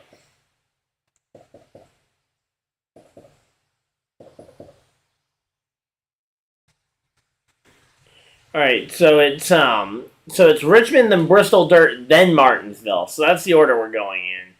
I'm actually excited. This is some pretty good running here.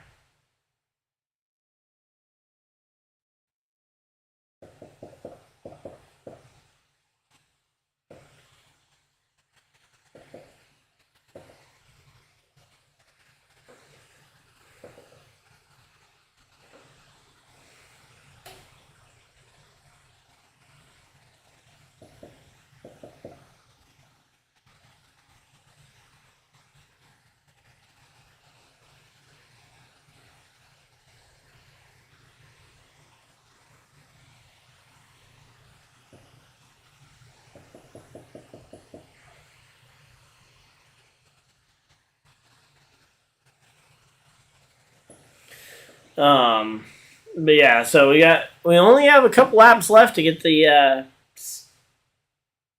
stuff all changed over here.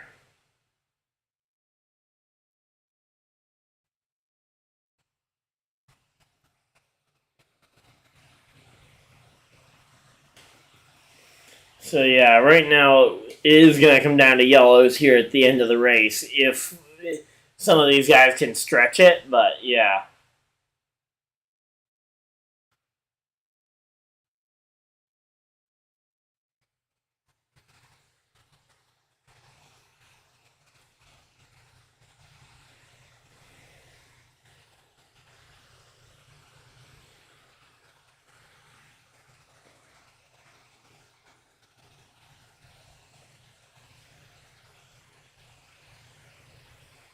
So yeah, it sounds like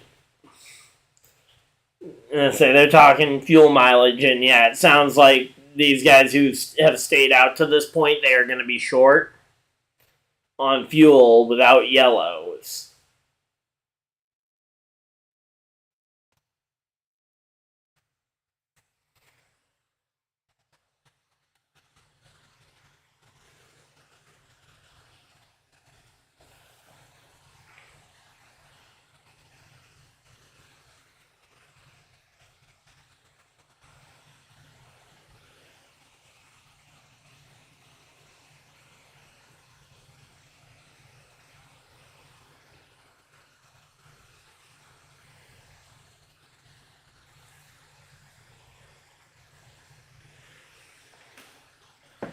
So wow, Reddick does have a 7-second lead. Wow. And the good thing is that the yellow is not going to bunch him back together with everybody else. So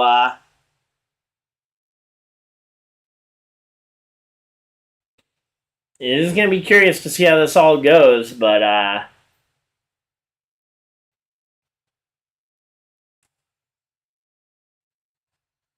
so coming to the end of the stage here, Reddick is going to get the stage win.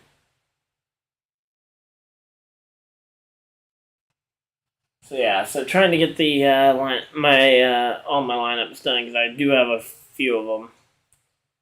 I don't remember if this is the one I just changed or not. If I did already change this one, I got one more to get through. Yep, I already changed this one.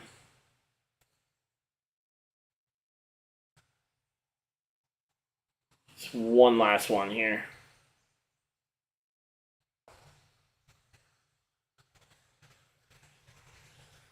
I say, yeah, that's a potential concern. Is that somebody forgets that there's not a yellow and they start backing off at the stage win?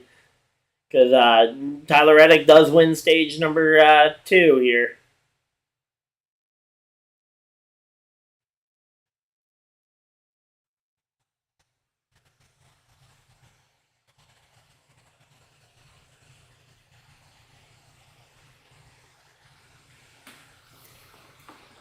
Alright, so there we go.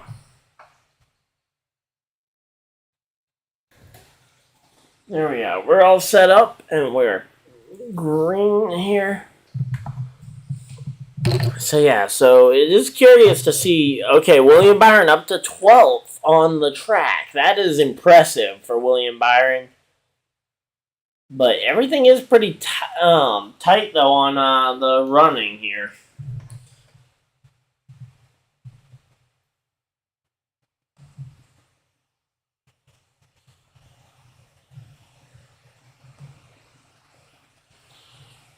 So yeah, 24 seconds for William between William and Tyler Reddick, the leader.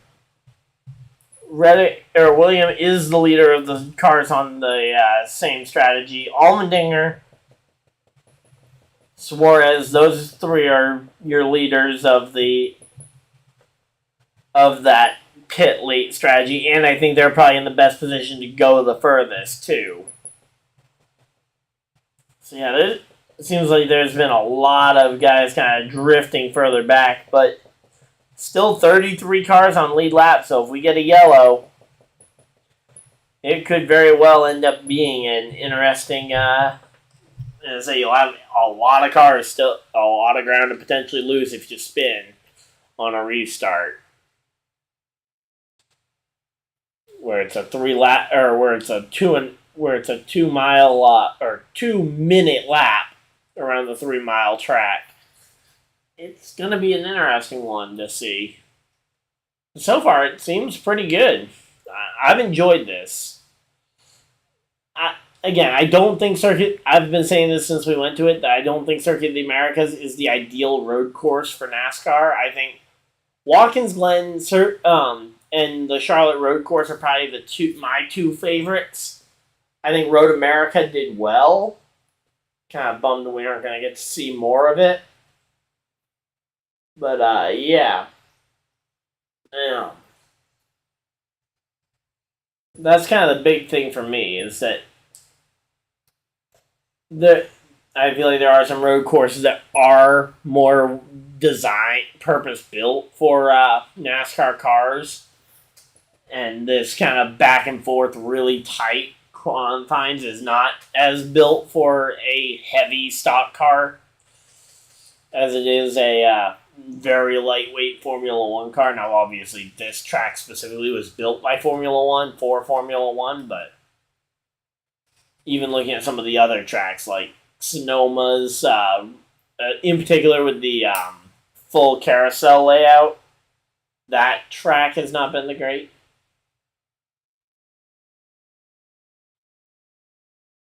Oh, Ty Gibbs with a penalty for shortcutting the track. So he cut a corner, and he is now going to be coming back to pit road for a drive-through penalty. That is not good. And right now, we have 4 cars that have stayed out to this point. Reddick, Buescher, Stenhouse, and Jones. I like Stenhouse gambling here. Honestly, Stenhouse should stay out till he absolutely does not think he can go another lap. But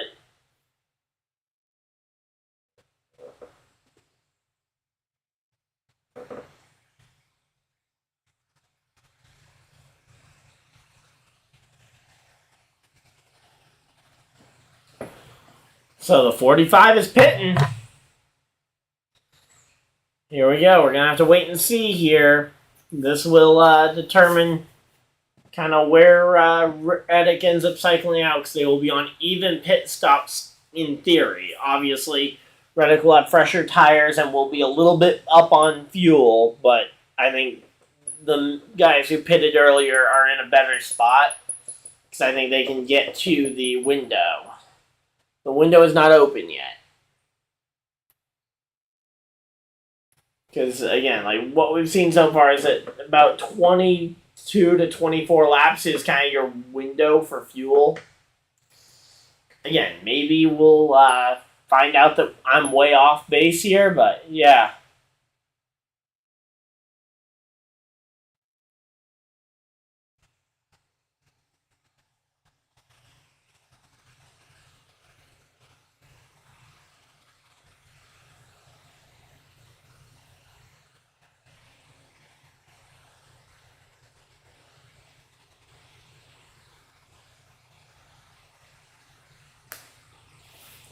So, yeah, I mean, so Buescher and Jones are the two that are on the lead, that are still at the front of the field that have yet to make their pit stop.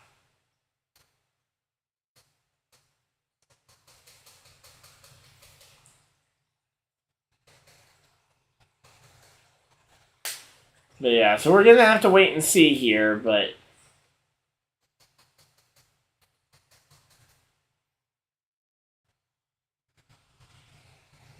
and sounds like Eric Jones might be pitting this time.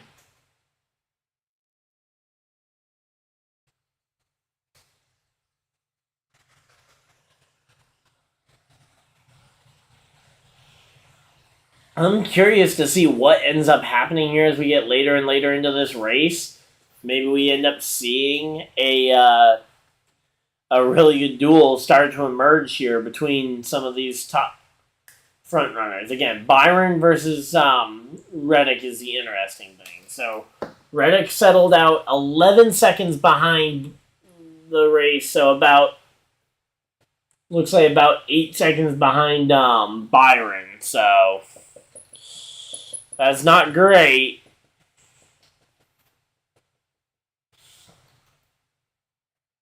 All right, and with Chris Buescher pitting, that hands the lead to William Byron.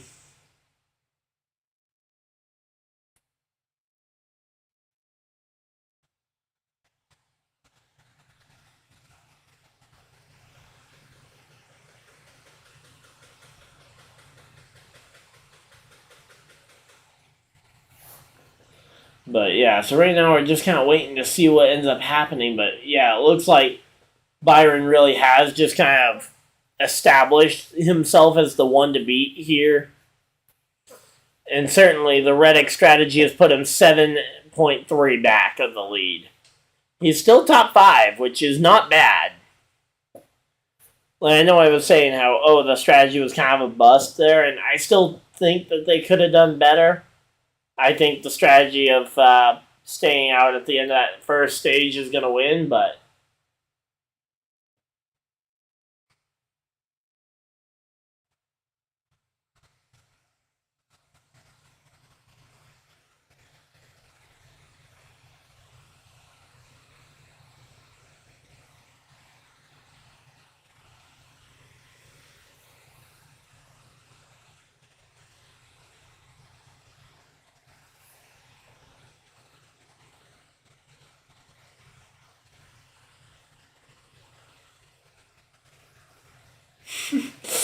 I will say, I love the Mahindra tractor commercials with Briscoe and Tony Stewart. I mean, it really allows both of them to kind of show some personality, and that's something that we don't really get a lot of in NASCAR. But yeah,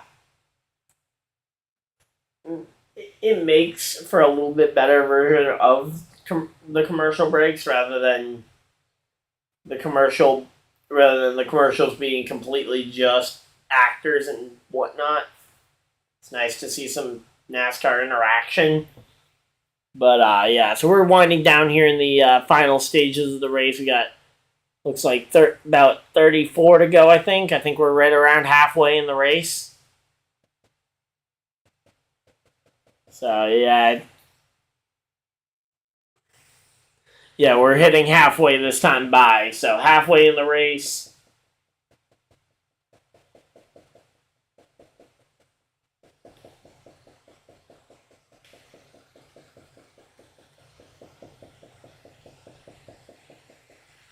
Yeah, we're gonna have to wait and see, obviously, how this race plays out before we can really judge how how the strategies have ended up.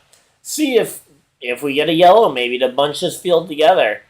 Reddick is closing in, by the way. He's closed it into about a 5.5 second gap, and he is in the top 5. So without a yellow, though, he's gonna be hard pressed to get there. But yep, William Byron has a 1.5 second lead over Allmendinger. Again, like right now, we're kind of in that lockstep kind of mentality here where we're kind of waiting to see what is going to come from this. It's not great, but again, we'll have to wait and see, obviously, to see what's going to happen.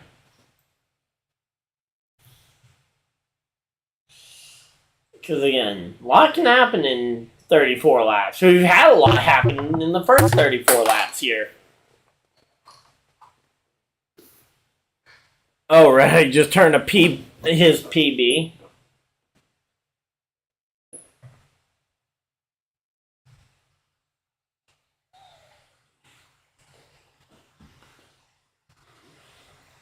So, MLB is back, it looks like. They're doing their promos for the MLB.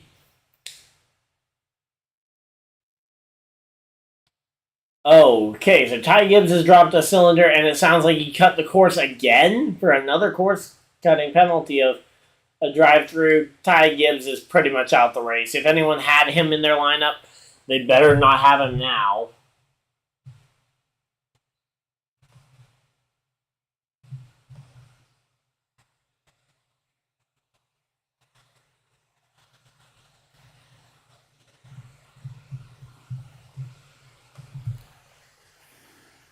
So yeah, right now we're gonna have to wait and see here what Reddick can do. He's up to third. Reddick has made his way to third place here. He's got. I say Reddick's car is fast.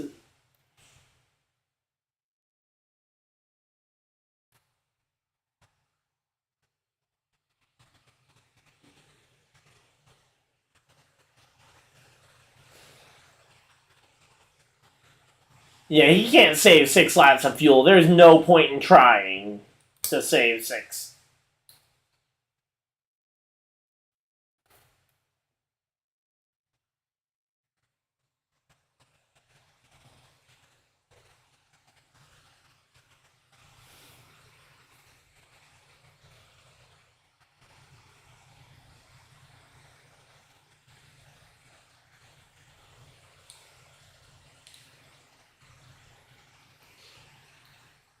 And let's say Reddick definitely has the pace to recover from the poor pit call. And, I mean, he has driven up through the field, and he's now up into that top 3. We'll have to wait and see, obviously, if that's enough to end up saving his race. But, again, the extra pit stop is not going to be good to him. He needs a yellow to win this race. There is no chance under a green flag run that he wins this race.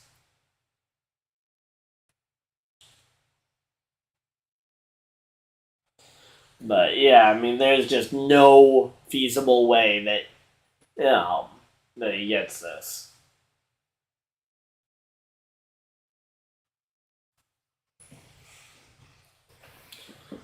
So Joey Logano trying to stretch the fuel as far as he can. Yeah, I don't see any way you really make this work unless you can make it another 10 laps. Or if you're trying to basically run yourself out of fuel to get a yellow, which not my personal favorite thing to see someone doing, especially if it's intentional to try and bring out the yellow. They'll never admit to it being intentional to bring out the yellow, but Logano is yet to pit on this run. So Logano's last pit lap was back on lap number 10. So he's gone 26 laps now on this run. Oh, there we go. Reddick passes Allmendinger for second. And that puts Reddick now within 2.5 seconds of William Byron, and he is driven up through this field. I wasn't sure he'd be able to pull this off.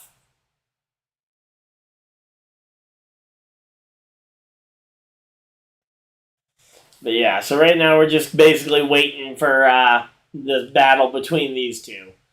Has he used up all his equipment? Can he do anything with it to try and pass Byron? And the pit window is not open yet.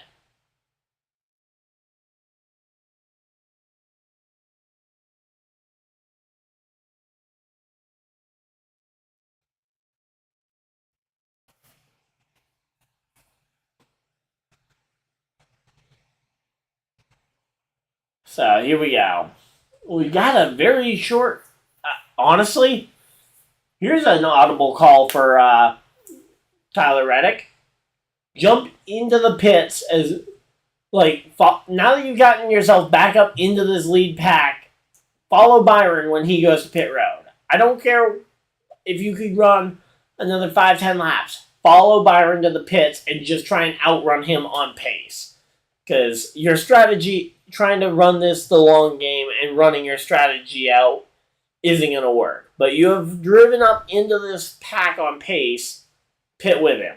That would be my call for Reddick here, would be to pit here, or pit with Byron, whenever Byron pits, which, again, shouldn't be until about lap 46, I think is the magic number, 46, 42, 44, something like that.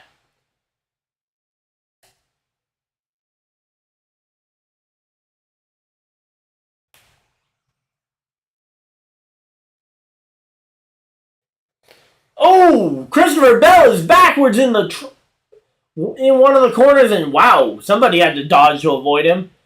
And oh my, more cars barely avoiding the slow Christopher Bell, but we stay green. There's a lot of close calls there, though. If someone hit Christopher Bell there, that would definitely have been a yellow, but no yellow so far. we stay green. So let's see what happened to Christopher Bell here. Oh yeah, he just slipped on the dirt. Yeah, so Christopher Bell just slipped on the dirt and dust in the corner.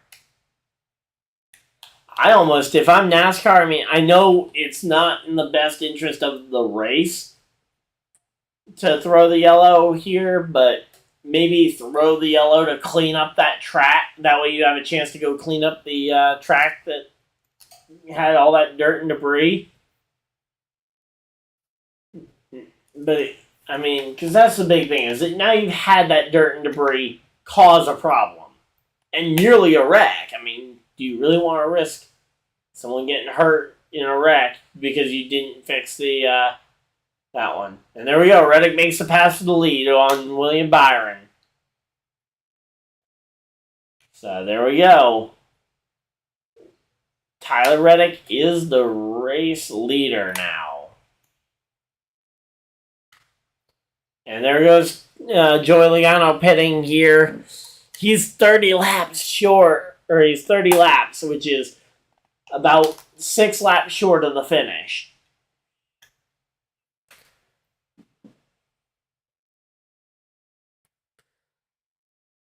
Now, he went 27 laps. He needs to go about 30 to finish it. So he'll need to stretch it 3 laps further on this run than he did on the previous run to try and actually make it. And this run here was a stretch. So we will have to wait and see on this one, but I don't see this working out for Logano.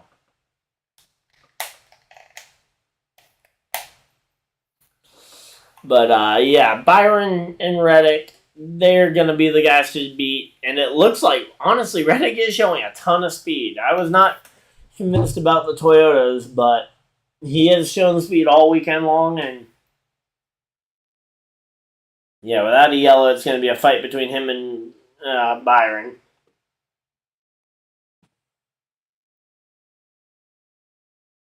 So there we go. Just kind of trying to see if there's anything else I can find in this running order. Hey, you got 2 Trackhouse cars up in the top 5, 2 out of 3 on that team. Where's Kimi at? Because we haven't really talked, we have literally not mentioned Kimi Räikkönen in this race whatsoever. Kimi Räikkönen is 29th. Okay. That's why we haven't talked about him. Jordan Taylor is still in the top 15, top 16. Not necessarily bad. Problem is that the rest of this field's been pretty predictable, but alright, so Tyler Reddick already has a full 1 second lead on everybody else.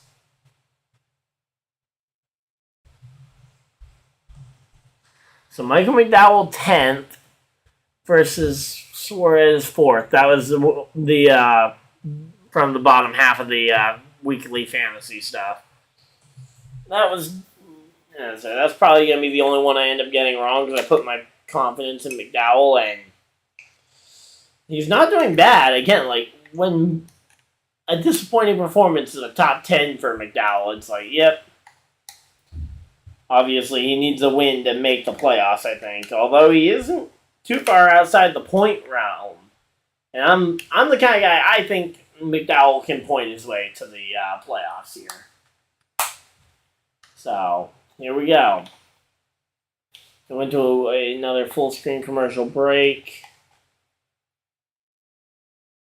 But yeah, so I am curious, though, to see who you guys think is, do we think Reddick's got this, or do we think Byron's going to find it? And I guess the biggest important question to ask is, can we get to the can we get to the checkered flag without another yellow?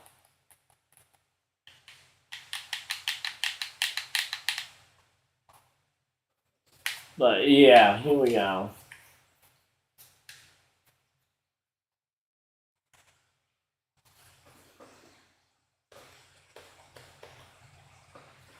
So there we go. Who's everybody What's everybody think we're going to see for yellows? Do we think we're going to see another yellow? Do we think we're going to see it go green?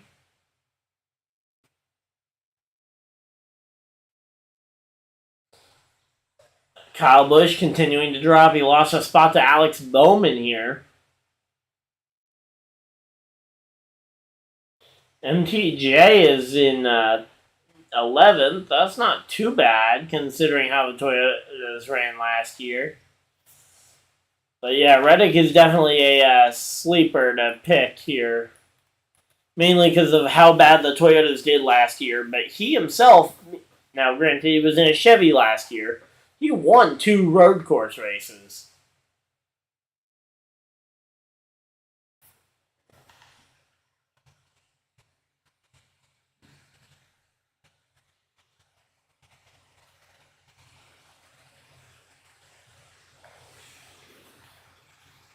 So here we go.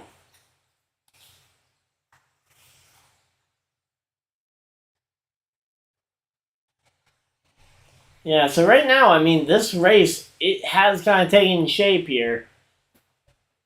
Again, Reddick is stretched out now to almost a 2-second lead on Byron.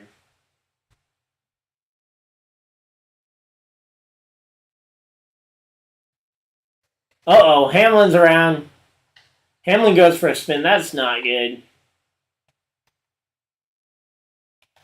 What happened? I wonder what happened to him. I mean, obviously he spun, but we'll have to wait and see what actually occurred.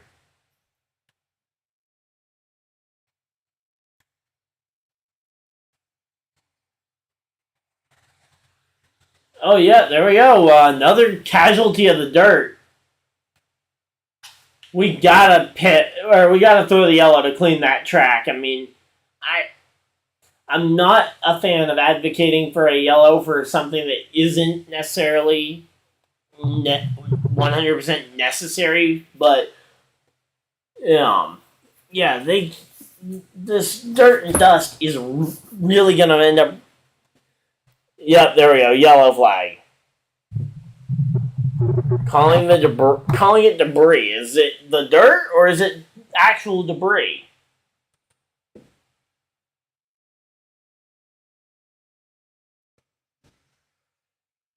Actually, I think this. Boyer, I disagree with you. I don't think this ruins the strategy conversation because we're not in the window yet. It's going to be a fuel saving race to the finish. Who can make it? Who can't? But yeah, I mean that is a beach of. I mean that is literally a sandy beach there in the turn. Yeah.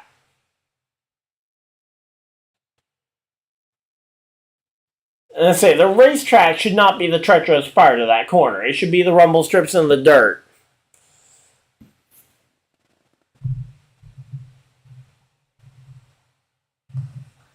So here we go. Is Logano on the lead lap? Let's see. Joey. 26th and on the lead lap. So I think Joey is one of the few cars that has proven he can maybe stretch this. But again, we'll have to wait and see if anybody else can stretch it like that. Again, everybody needs to pit here. Full fuel, 4 tires, no questions asked. The big thing is what happens the rest.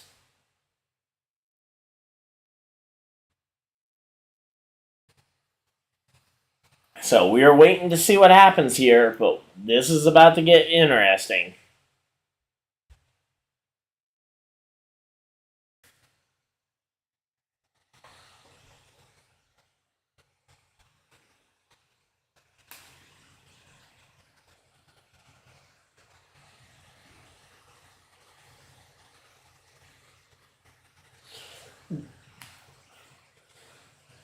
Yep.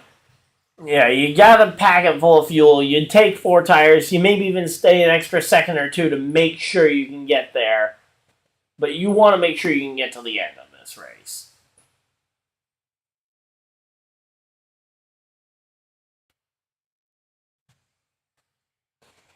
Hey, I like it because it hasn't been the same predictable stuff that we've become accustomed to seeing at the road courses, where you pit before the end of the stage and that's how you get the lead.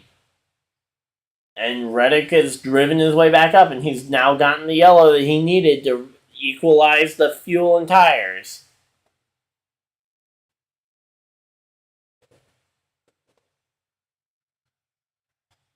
Yeah, this is very doable.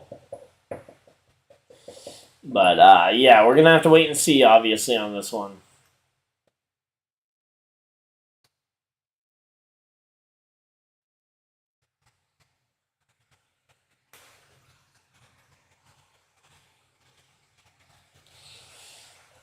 I don't know. This is going to be a hard one to tell if we're going to have another yellow or not. I feel like we're going to see something happen in turn 1 here to mess this up, but, again, we'll have to wait and see here. 4 tires. Since you're going to be packing it full of fuel anyway. Yeah.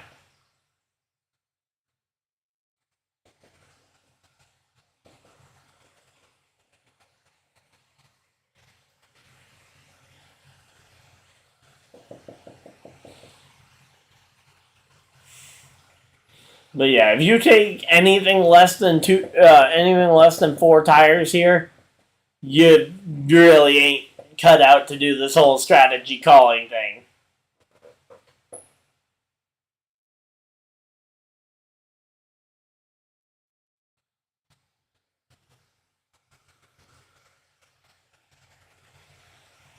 So here we go. They're going to be pitting. And here we go.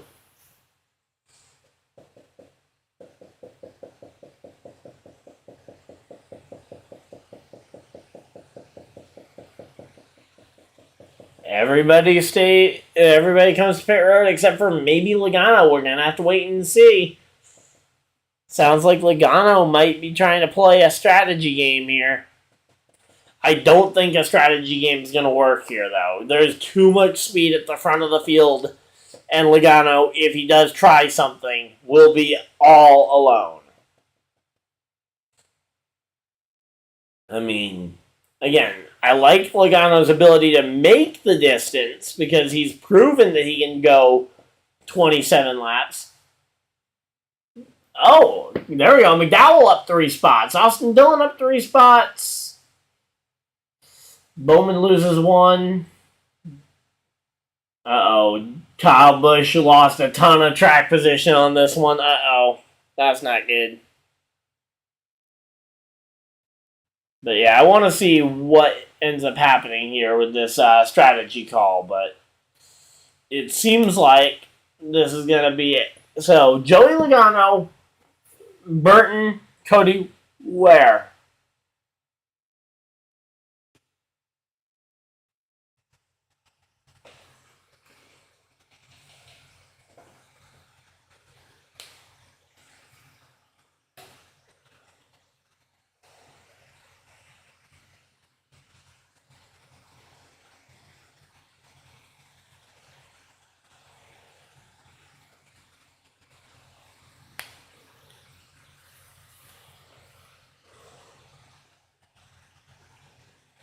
So yeah, I'm excited, honestly, for these next few weeks, though. I know I got at least one person who's going to be upset about the dirt race, but yeah. Mainly because he's local and hates the traffic, but yeah.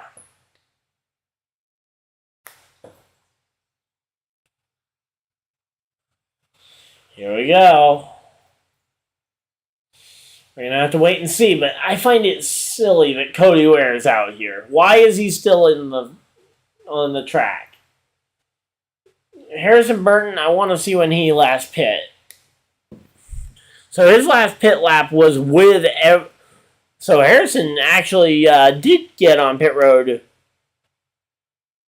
a bit before everybody else did. Okay, that's good. So Burton has a recent pit stop. Cody Ware has not, though. This is going to just be ridiculous if Cody Ware doesn't pit, because he pitted last at lap 28.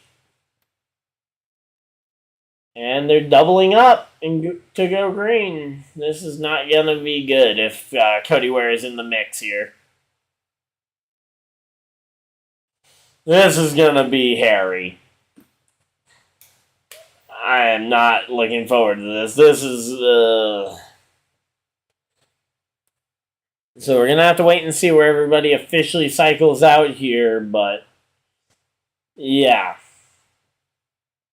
This is not going to be good if Cody Ware is going to try and restart in the middle of this field on really old tires.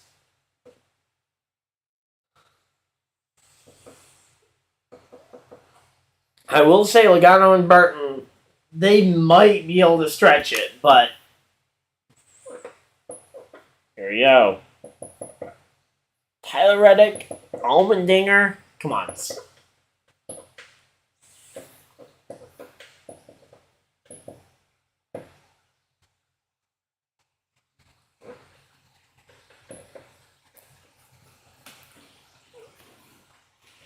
I think, honestly, I wouldn't be surprised to see Suarez pick up the win here today. I mean...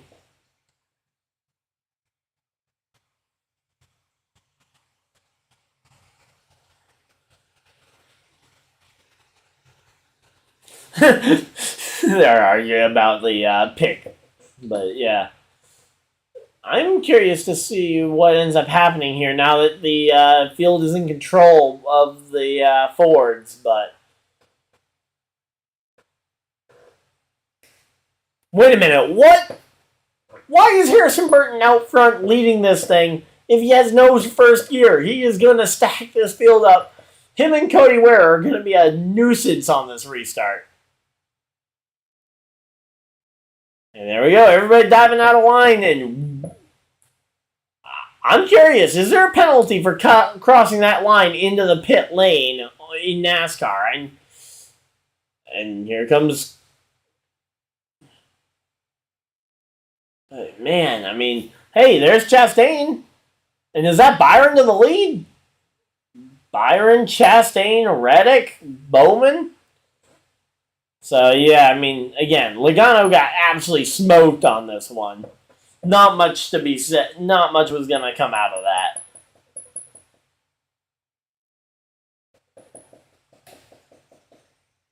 But, yep. So, here we go. Byron, Chastain, Reddick, Bowman, Suarez. Your top five.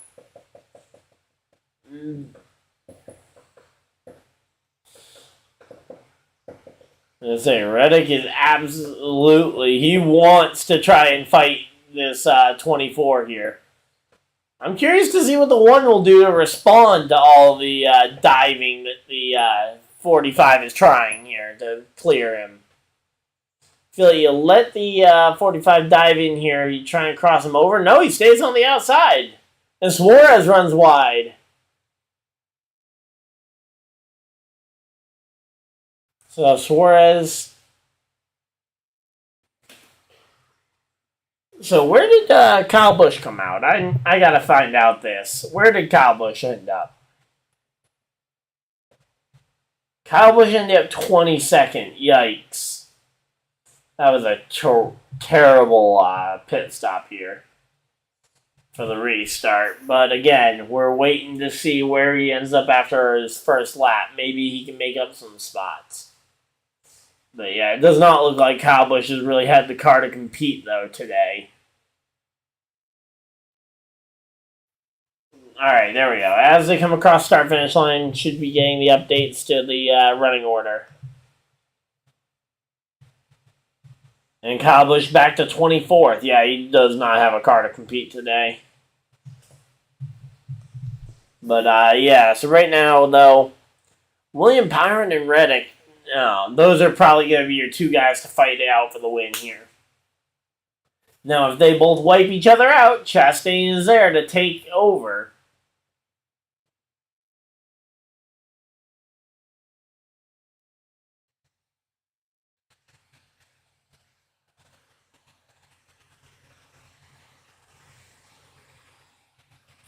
But yeah, I mean, it's really a toss-up type game here for these guys. I mean,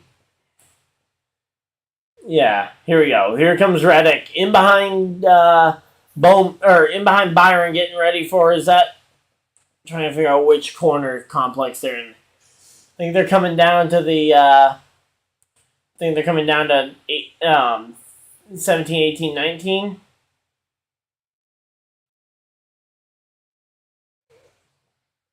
So they're giving some bell radio, so I'm trying to hear what they're saying, but.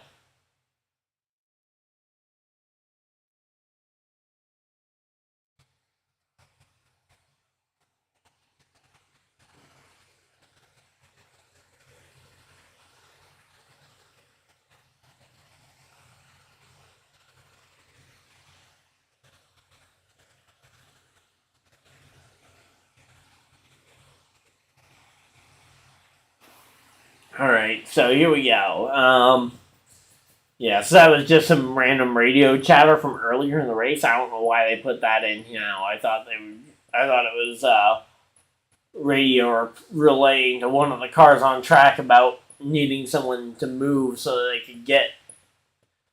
they could try and compete with these top three.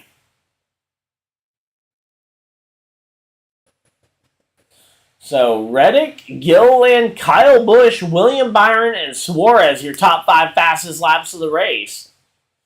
That's pretty impressive that Todd Gilliland can be up there in that mix. The other 4 are all driving for pretty well-established organizations. Each one has NASCAR wins that aren't super speedways.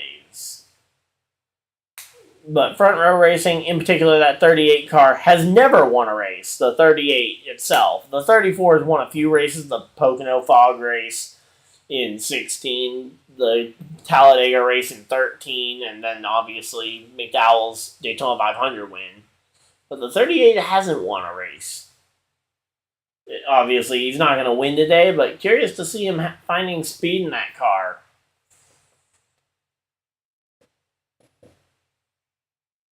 And there goes Reddick diving it up the inside. Byron looking for the crossover. I don't know. We're going to have to wait and see. And here we go. Drag racing it towards turn 12 here. So it's a drag race towards turn 12. This is going to be interesting to see what ends up happening here. If you're Byron, I think you just try and force the 45 wide. But here we go. Now Reddick to the inside here for turns 14 or for turns 13 and 14 here. And now 15, 16, 17, I think it is. Or no, it's 13, 14, 15, then 16, 17, and 18 on the wide corner. And then here we go. They're going to go into 19 and 20, which are both the same handed corner. Byron's got the advantage for these two corners. He's going to have the inside lane here. He can force the 45 wide, and eventually the 45 will just have to concede the spot. Now, let's see. Can the 45 cross back? Nope. Doesn't get a shot at the 24, but here we go. We're going to be going for it in turn 1 here. This is a fun battle for the lead, honestly. Here we go. Reddick up the inside on the 24 of William Byron. But Byron able to hold strong here on the outside. Ended up getting the inside for the second corner, and now through the S's, looks like it's going to be a game of follow the leader. Mainly because these guys are trying to make sure that they don't incur a penalty for missing the curb. Because that would not be good if you miss the curbing.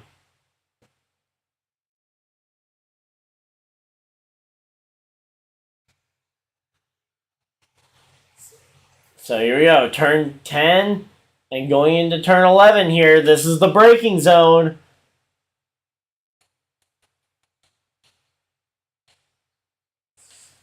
So here we go. Man, this fight, it's a really good fight, honestly.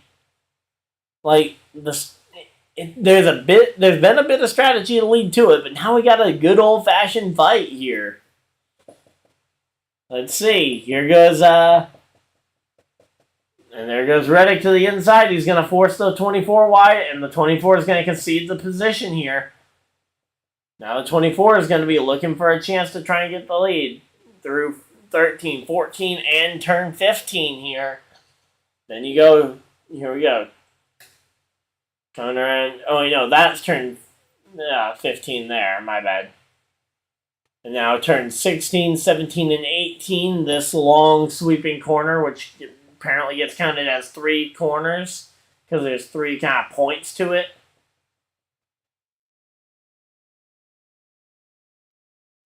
And here we go. Byron has pressure from Chastain here as we go into turns 19, 20 here. And Chastain trying to force the 24 to run wide. This is not going to go well if I'm curious to see what is going to end up happening here.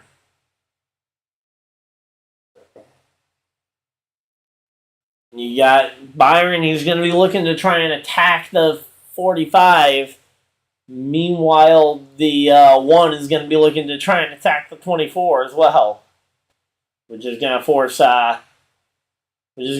it into a kind of a mixed motivation for Byron here. He's got to play offense and defense at the same time, which is not easy to play both. Hey, Patrick, how's it going?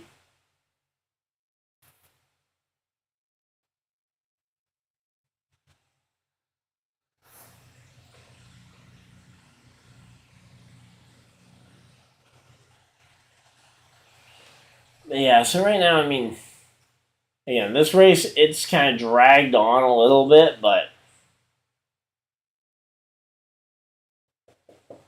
yeah, it's just kind of the way the game is played here is because that's the other thing is that they can't be burning up a ton of fuel. So now that they're single file, I think they might try and start saving a little bit of fuel. And Bowman is right on the back bumper of Chastain now. What? Where did he come from?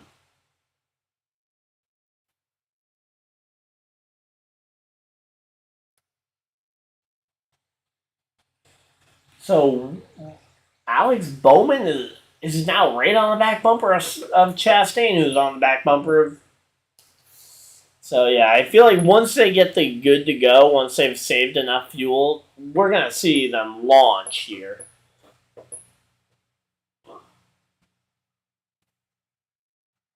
But yeah, so we're gonna have to wait and see here.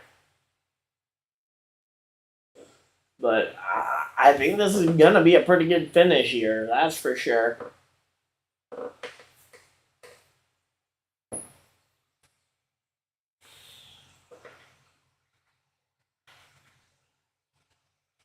So Connor Daly is out the race. That's unfortunate because he's he's just been stuck with subpar equipment in every race he's been in this year. Let's see. Bubba's out. Jimmy is out. Ty Dillon ended up out the race early on as well. Corey LaJoie is 3 laps down. The other 34 cars are all lead lap. So Kyle Busch is back up to 14th, so he isn't completely done, but he has not had the breakout speed to just go up there and pass for the lead. So again, we'll have to wait and see on this one, but I've got a good feeling about this being a good race.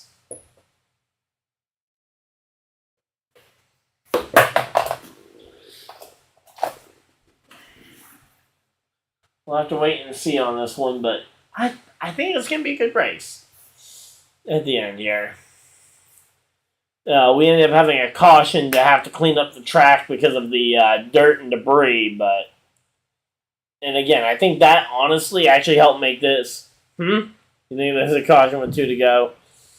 Maybe, but we already had one kind of weird caution here. We had a caution for the dirt on the racetrack here.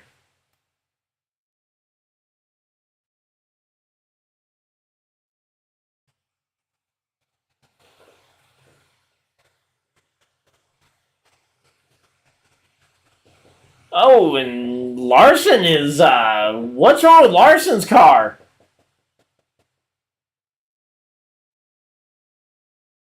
Larson got a blown tire? What happened? Can we talk about what happened to cause this? Oh, he might have, he broke a toe link in the car.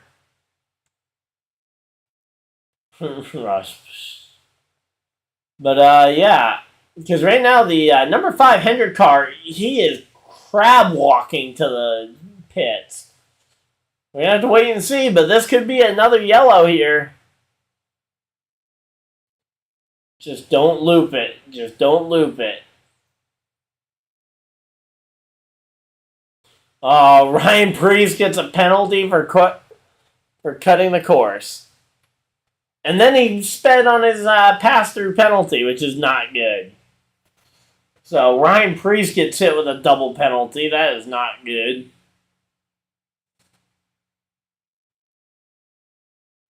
So Michael McDowell up into 10th, or up into 9th actually. Nice. He's doing better than I thought he would. Jensen Button is still back in the 27th spot. We really haven't seen much that was overly impressive from any of the road course ringers, except for Jordan Taylor early in the race. Jordan Taylor early in the race, he showed a lot of fight to try and stay up at the front early on, even though he did lose some spots right on the restarts. Once they got green flag racing, he managed to stabilize. Problem is, each restart he would lose another 4 or 5 spots at minimum.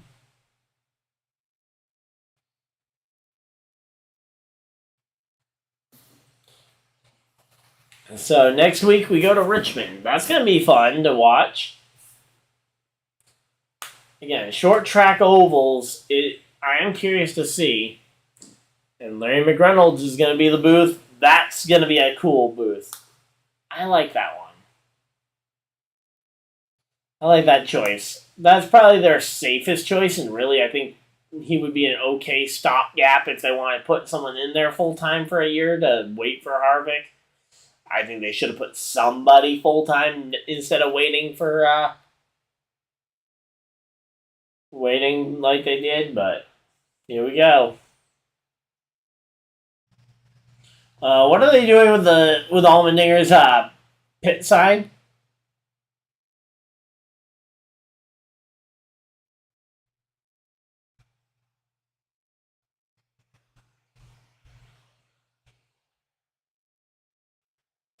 Uh-oh.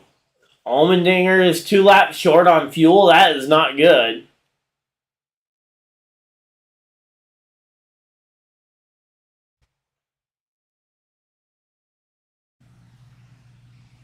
I don't... Yeah, I was going to say, Allmendinger's not going to be able to read that as he goes by the pit entry.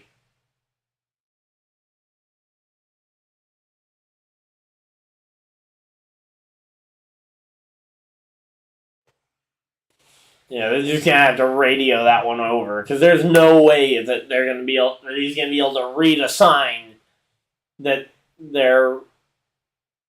I mean, unless they absolutely don't have. What are you talking about for a top 8? But yeah, there's no way you can read a sign on the side of the road while you're going around at this track. Oh, top 8 are 2 laps short? I don't know about that. We've seen quite a few of these cars be able to go further. Now, the big one is Logano. Logano has been proven to be able to go a little further, but he also pitted a little later. So, Logano has to go a little further. I don't know. The Chevys have been able to make a lot of fuel mileage. I think the Chevys should be okay.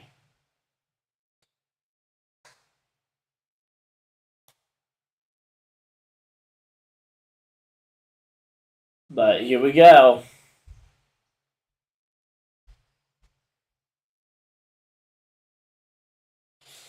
But yeah, I think Reddick and Byron and Chastain and all them, they had to realize that the aggressive pace that they were doing where they were passing each other, back and forth was going to end up resulting in them wasting fuel that they don't have. But I don't think that it's impossible for them to save. I think they'll make it. But again, we'll have to wait and see if because there's still possible that it could have a yellow here.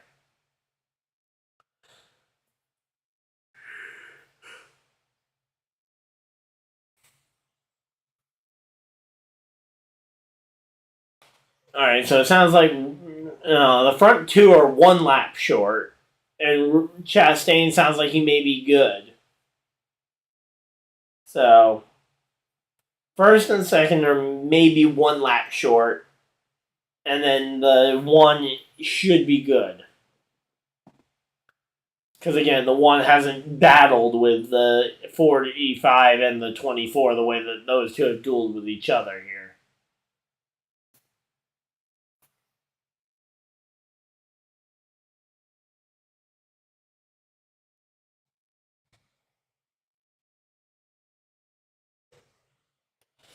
Yeah, it's gonna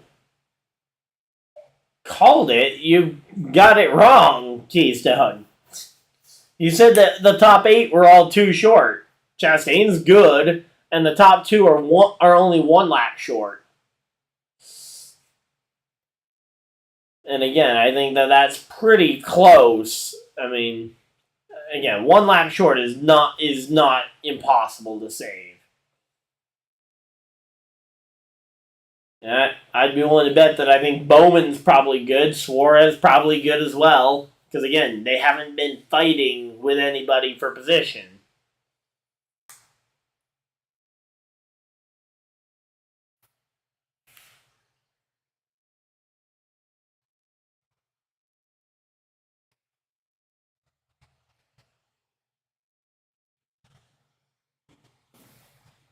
But yeah, I mean, right now, honestly though, in this race, yeah, it is kind of a waiting game to see who's gonna bite for this pit road first. Here's the question: if you're William Byron and your team, let's say they tell you you're good, do you try and pressure the 45 into running out of fuel? Because I could see that being something that the 24 could try, would be to try and force the 45 to run. Try and force him into running out of gas if you think you're better on fuel than he is. In particular, actually, I guess, if I'm Chastain, I would like to try that. But again, we'll have to wait and see if they end up getting there. Because, yeah, it's a long way to go still. We still got 16 laps, so over 40 miles still to go. Still plenty of time for something to happen.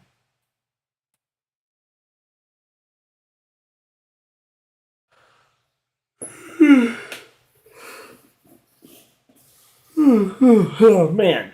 Here we go. Oh, we got Brad Keselowski is around yet again and somewhere on the track. I can't tell where that is. And another car is around in the corner.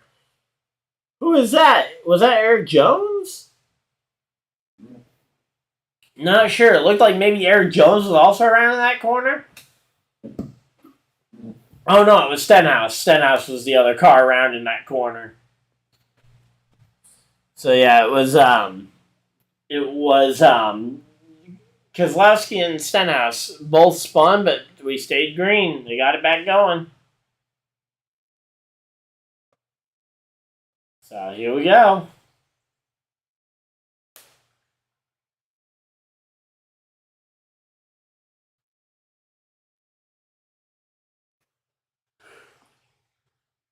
Here we go. Let's see what we're going to get here.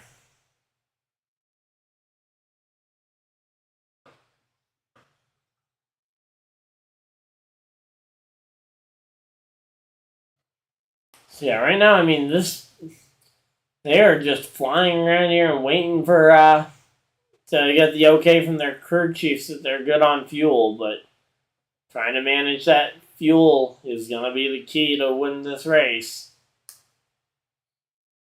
who does it the best and who maybe runs out of fuel. Because I'm thinking if you run out of fuel going up that, I said this yesterday. I don't know if you tuned in at all, Patrick, yesterday, but I said this yesterday during the Xfinity Series race. If you run out of fuel going up that gigantic hill, don't you think you'd be very terrified that you come rolling backwards down the hill with traffic coming behind you potentially? I mean, yeah, these are supposedly some of the best drivers in the world, so I would certainly hope that they can avoid a car rolling backwards that's out of fuel, but I don't know. Wouldn't say that would be pretty terrifying. Certainly a scariest roller coaster I would ever not want to be on.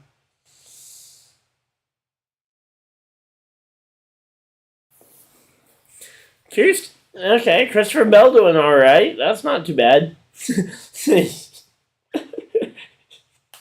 I say, Patrick, you want to ride that car ride going down that 133-foot incline?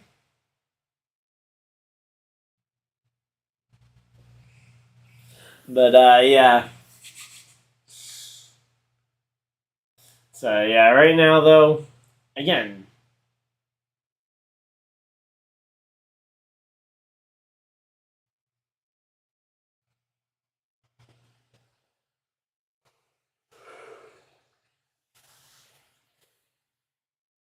Byron and Reddick aren't going to make it. I don't know. I think they. Well, yeah, they're saying that they're short, but there's still 14. There's 14 laps, which is over 45. That's over 45 miles that they have to save across. Like, yeah, it's not going to be easy, and the problem is that they are kind of holding each other to a pace.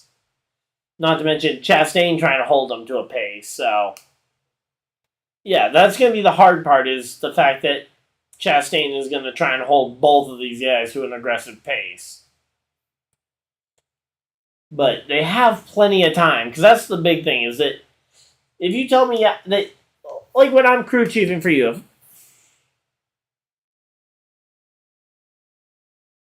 I know it's not necessarily easy, but it's the same thing when I'm crew chiefing for you. It's like, okay, if I tell you early enough that, hey, we need to save one lap of fuel, you can usually manage it. Oh yeah, I know it's not going to be easy, especially where, again, you've got the one car who, in theory, doesn't need to save as much, kind of breathing down your neck and trying to force the pace.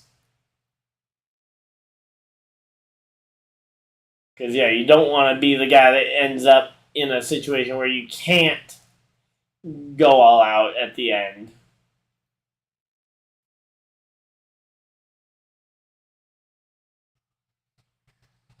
So Bowman's crew thinks that the 99 is not going to make it. That's curious.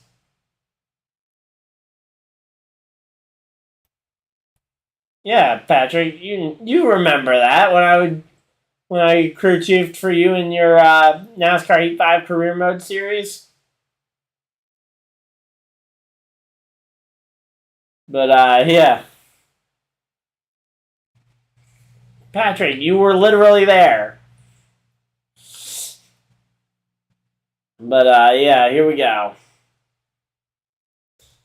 So yeah, it's gonna be tough. But again, these teams, these drivers, they've shown that they can make this amount, close to this amount of fuel.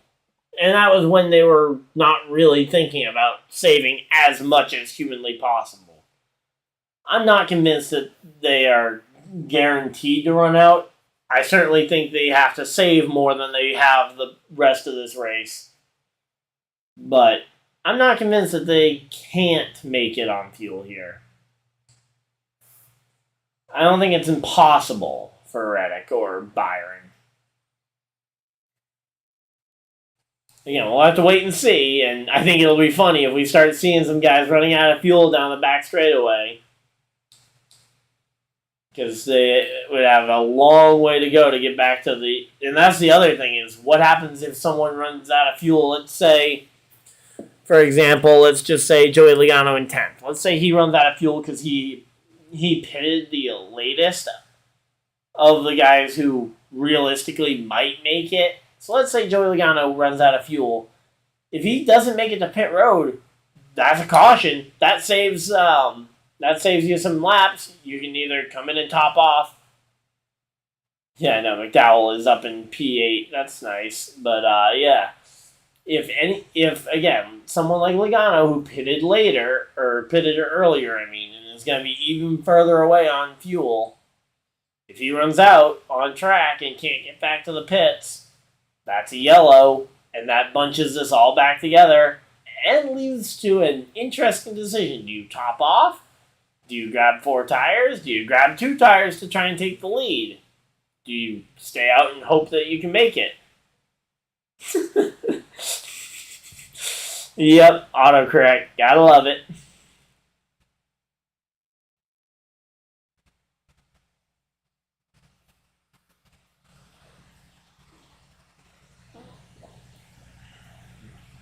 But yeah, so right now it is definitely a fuel mileage game. Okay. Why is Bowman so short on fuel? But yeah, in this race themselves, though, they have gone 24 laps somewhat comfortably without slowing the pace much at all.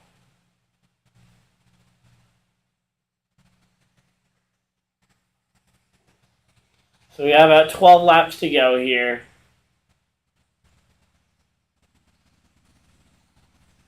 But yeah, it's an interesting one here.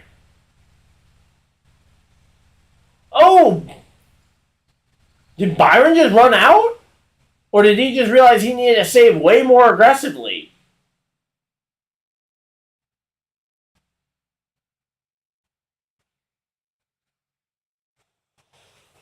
Say Suarez goes and passes Chastain. Here we go. This got interesting all of a sudden. I'm gonna say.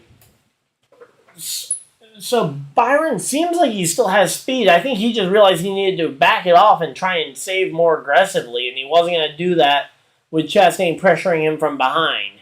Not to mention he didn't want to become the victim of a Chastain punt.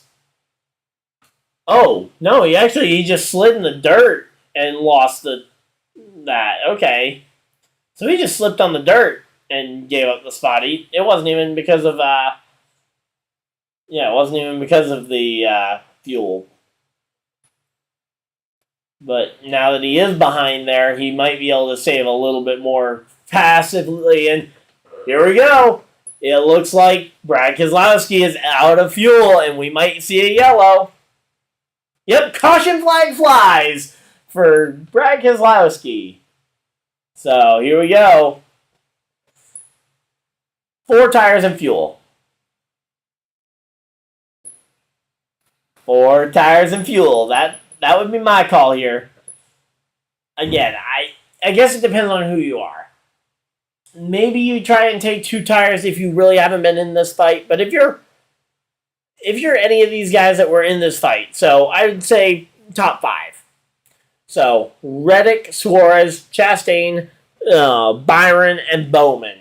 If you're one of those 4 or 5, I think you take 4 tires.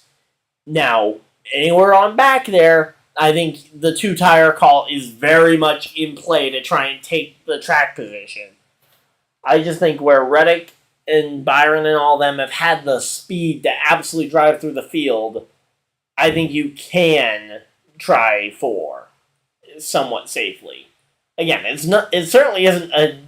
Yeah, I know, Patrick, you're going for 2. You also probably would be running about... I don't know if you would have the speed that Reddick and these guys do, because you tend to drive for lesser teams, like the Henderson Motorsports 75, teaming up with Parker Kligerman. But yeah, so I would say from McDowell on down, any of those guys could try 2 tires or even fuel only to try and make this work. But yeah, that would be my big thing. That'd be my big thing, though. Is I think the top five, they've shown that they have the pace. In particular, Reddick and Byron have shown that they have the pace to absolutely drive away with the race. Yeah, so I feel like even if they lose, say, 5-6 spots to some people taking two tires, they've shown that they have the speed to drive through the field.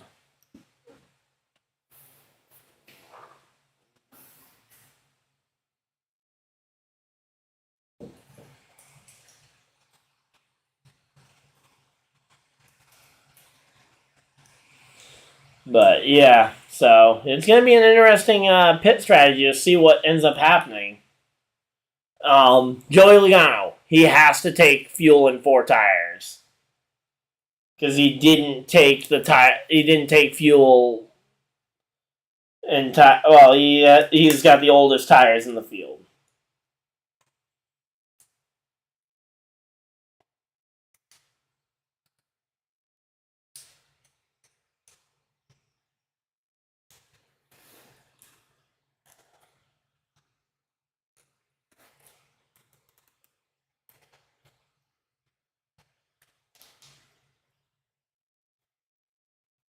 People could stay out. I don't know. Old tires, like, yeah, they haven't meant a ton.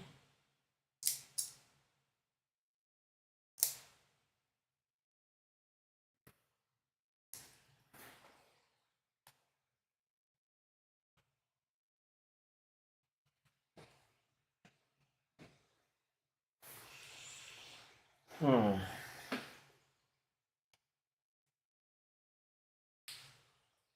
Now, yeah, I will say anybody who has the win already, they can they can experiment with the strategy because they don't have to get points.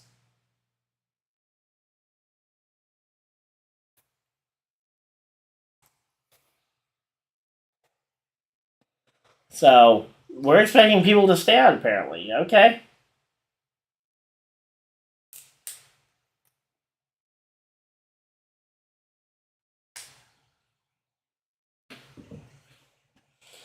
Yeah. Here we go. Let's see. What's gonna happen here? Here we go. We're pitting. I'm saying 4 tires. Patrick's saying 2. The booth is saying that there's going to be some people staying out.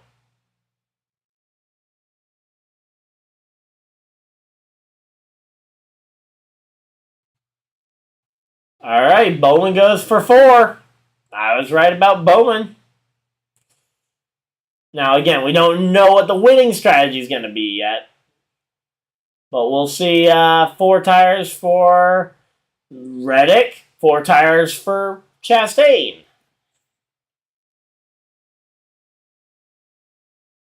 There we go. Byron and Chastain getting theirs. 4 tires for the entire field, it looks like.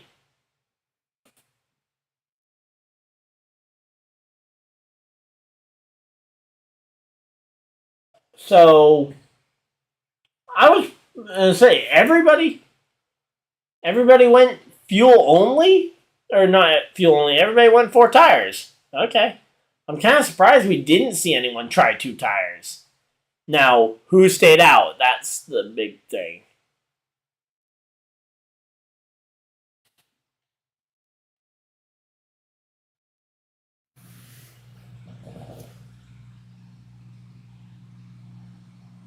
There we go. Here we go.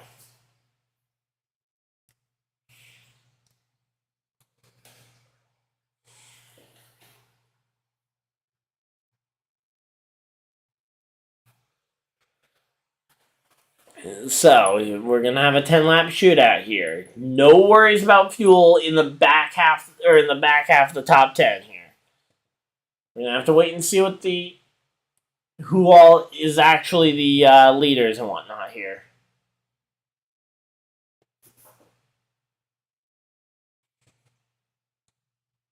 All right, there we go.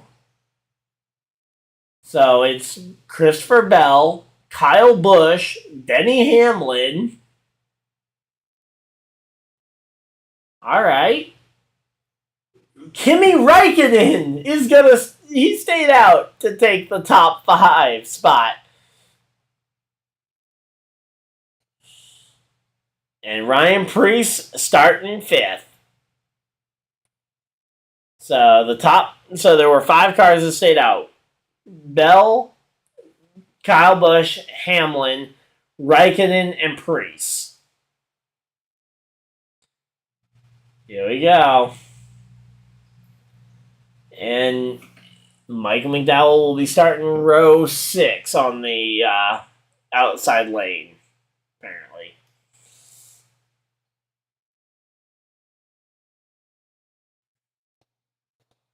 I want to see what ends up happening here in turn 1.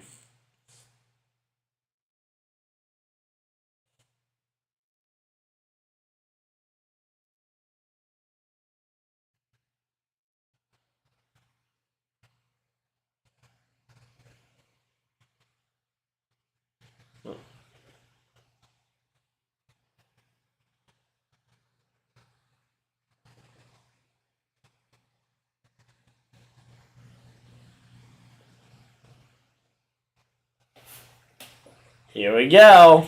We're getting ready for a pretty good finish here. Hopefully you guys are excited. I know I am. Getting ready for an exciting... Looks like it'll be 9 laps to go when we go green here.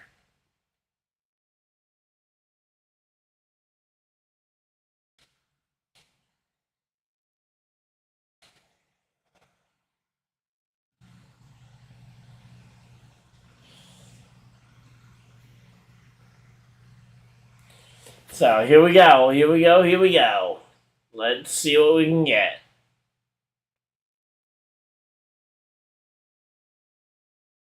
I'm curious to see what Kimi Räikkönen can do here. It's not his first NASCAR race, but he could potentially try and do something here. We're going to have to wait and see. Pace car's off. And 20 got a massive jump there before the Geico restart zone. And where's the restart zone? I don't see the blue, and we panned to the crowd. I mean, hey, at least we got back to it, but why did we pan to a crowd shot there? Every camera should be on the field somewhere. But here we go. Oh, Austin Dillon and somebody else is around. Chastain, oh no, Chastain. Allmendinger got caught up in this. So Allmendinger, Chastain, and Allmendinger, Chastain, and Dillon around. But here we go. And Tyler Reddick to the race lead. What did I say? You've got 4, and there's the yellow. Man, that's a bummer for Chastain, but what did I tell you, though? Reddick had the speed. You take the 4 tires, and you make them work. So, yeah. Yeah, I'm not sure what ended up happening there. That was just weird for what happened to Chastain. But, yeah.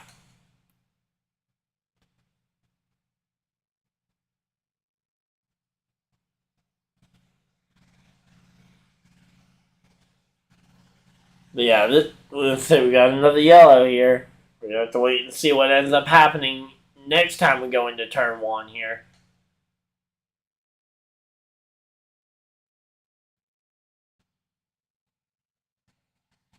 Bummed to see Allmendinger down. I mean, he was having a good day. He could have had a top 10 out of this.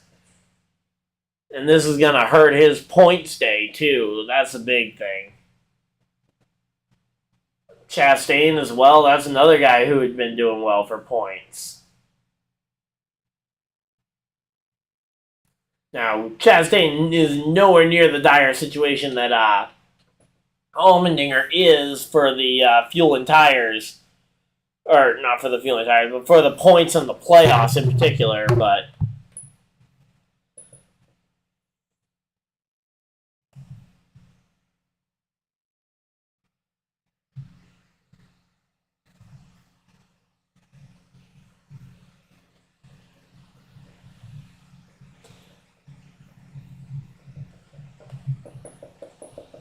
yeah, let me see. I'm pulling up the standings again real quick. So, yeah, I mean, Allman. So here we go. Allmendinger, he was 17th in points and would have been the second car on the outside looking in prior to this race. Now that he's got another spin. Yeah, this is by no means over.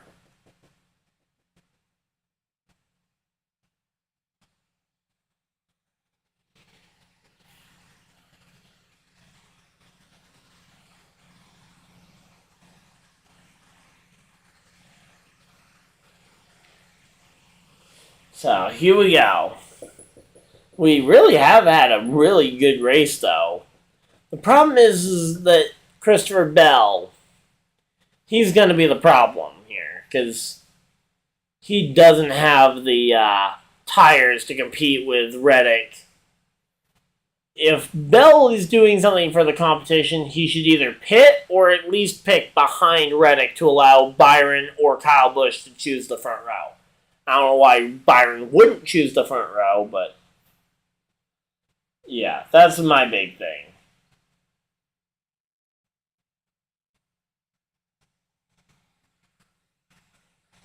Oh, is that what happened to... So, Chastain broke a toe link. Oh, no.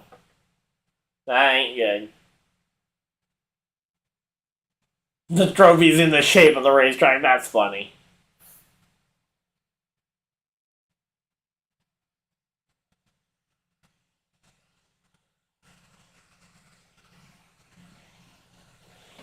So, here we go.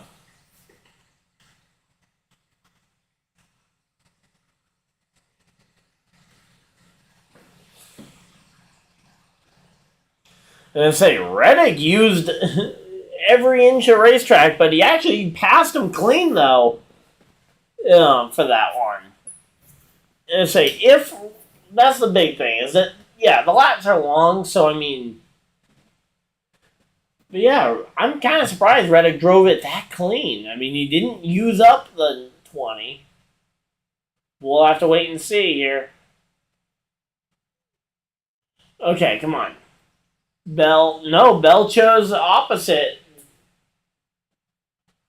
So Reddick has the inside line, and he's going to have the lead because the 20 has old tires on his side. This is going to be interesting, but I don't know. So Martin Truex Jr. is up in the top 5 now. I'm glad to see Kyle Busch up there. Let's see. Bowman 6th. Kimi Räikkönen back to 7th. Suarez 8th. Ryan Preece, he's all the way down to 9th. 10th is Logano. Michael McDowell is in 11th. If McDowell can get some ground here.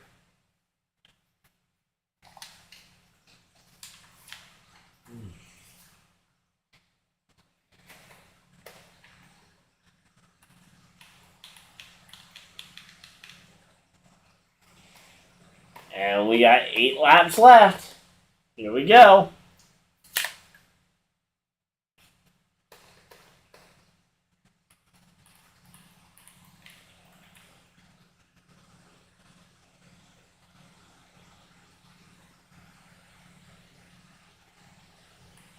Oh, that was Max Pappas. I thought that was that sounded a little bit like what something Suarez would say. Although, not sure why Suarez would be talking on Byron's channel radio, but I mean, hey, we've seen stranger things happen. But here we go. McDowell chose the inside lane this time. Curious to see what ends up happening here. He's still in row 6, so he hasn't really gained any ground on that restart. Didn't lose any, but he didn't gain anything.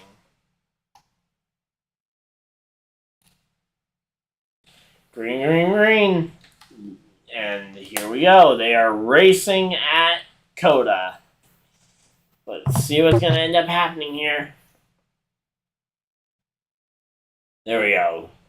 Reddick should have an easy contest into this first corner. No, there we go. The pass, and William Byron takes the lead. Kyle Busch in third. Let's see. Can Kyle Busch take his second win of the season? Come on, Kyle.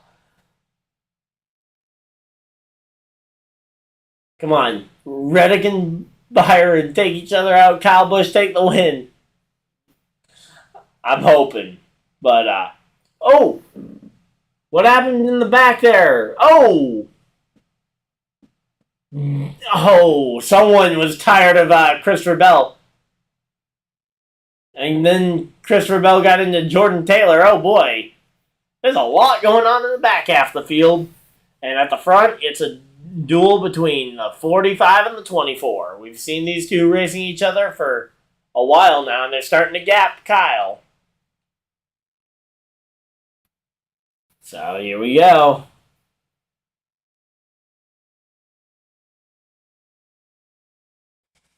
Yeah, so far, that 45 has the best brakes, it seems.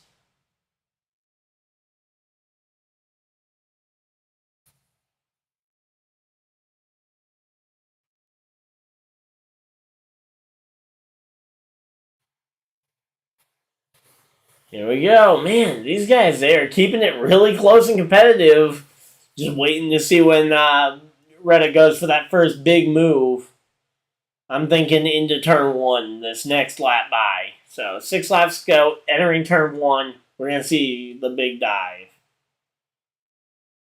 Just got to stay close, though, through turns 19 and 20 to be able to try and do something.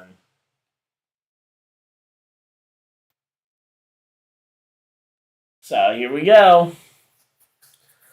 I'm excited for this one. Let's see.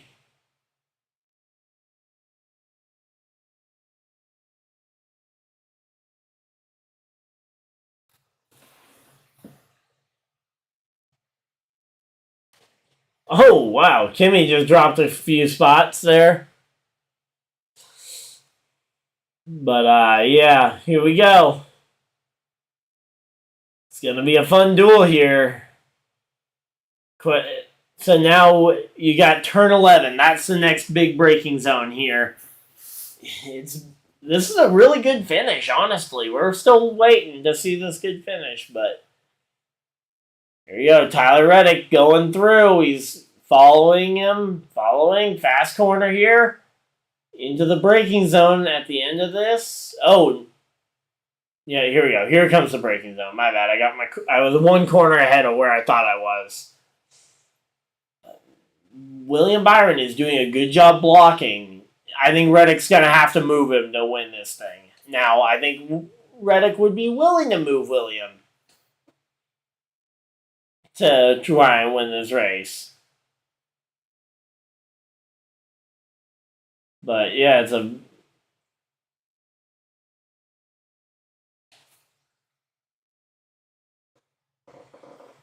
So, yeah, I think if Byron can get through turn 11 on the white flag lap, I think Byron might be safe, barring a mistake from Byron. But yeah, these two are definitely faster than everybody behind.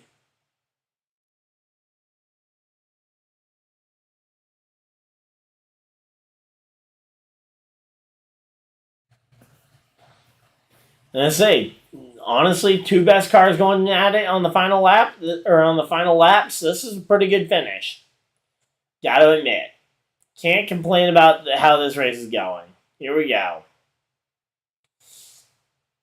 Again, curious to see what Reddick will do to try and catch Byron here.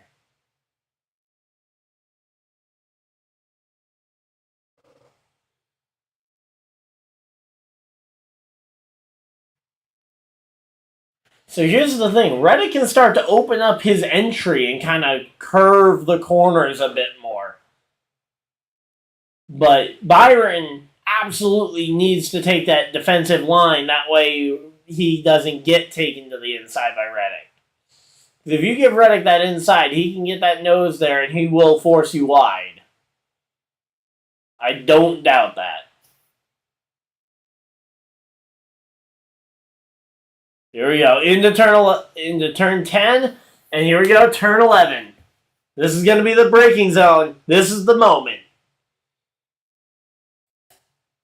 And there we go. Reddick gets the spot, and Byron not able to counter it. But here we go, down into turn 12. This is Byron's chance to pass him back here. So here we go.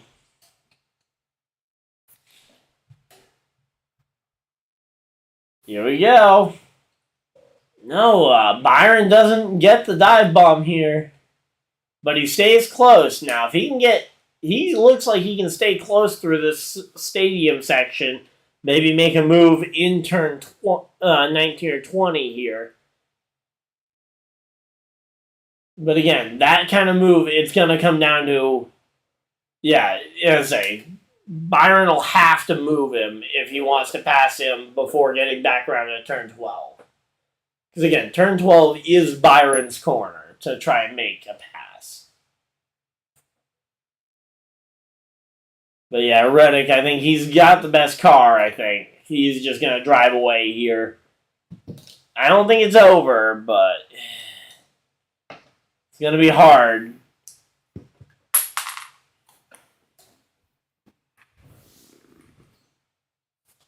So, here we go.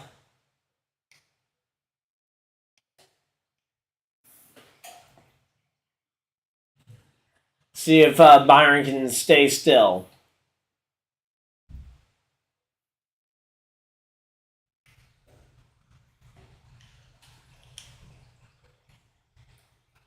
So, here we go. Byron has the advantage here, I think, by being second, because he can see exactly where he needs to get to. Problem is, it seems like Reddick's a bit faster.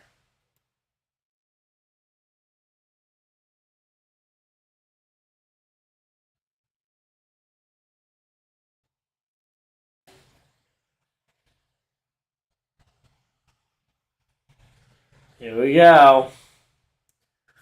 What's gonna happen here? Oh!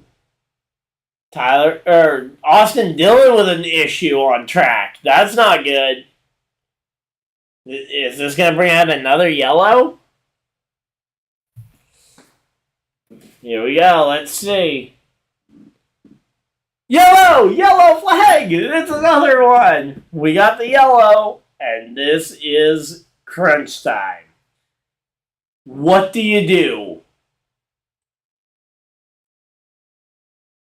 I think again, you stay green here. I would be staying out here. You don't pit unless you need to. I think maybe if you're outside the top 10 or 15, maybe you pit to try and make a charge.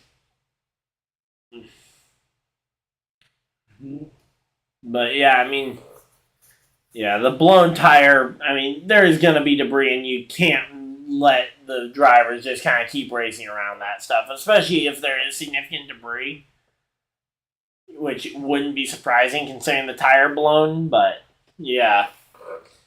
Here we go. We're getting close.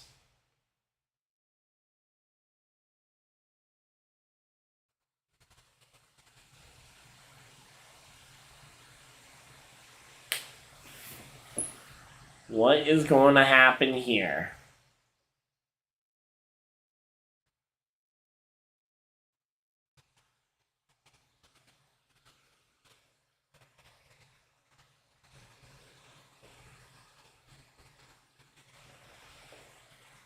Corey LaJoie is 20th. Yeah, hey, he's keeping it. Honestly, that car has looked competitive compared to its normal all year. I mean, Corey LaJoie is showing that team is making steps. Like, that's the one thing that I feel like a lot of us kind of said back in 2019 when Justin Haley won in that Spire number 77 car. Yeah, he was 3 laps down at one point. Yeah, there's been yellows. He's gotten his laps back. In fact, I think, isn't this the third yellow? So I think this.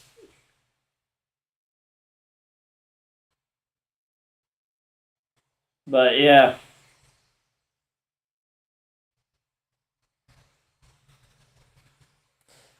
Here we go. Hey, wait a minute. That's Chastain and Reddick fighting it out in there. So Reddick was on the wrong side of aggression that time. Now, granted, it's not Reddick this time that he's fighting.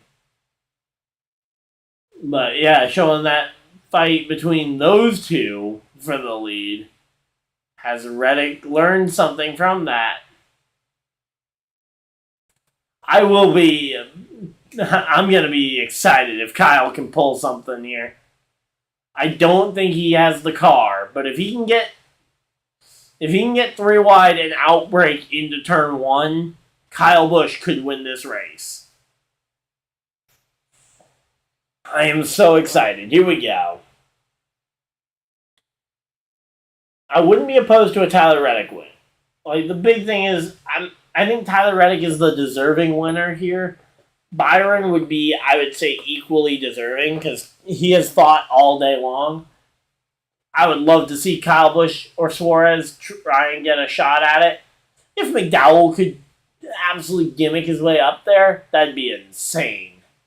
Because McDowell is still in that top 10. He's up to 7th. He can restart potentially in the 3rd row here.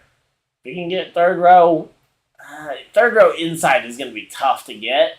But 3rd row outside isn't out the question, and maybe he can do something with it. Again, he hasn't necessarily had the speed, though. That's the big thing.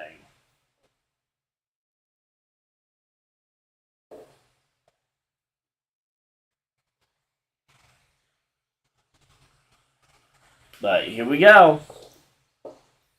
Let's go. Let's go. Come on.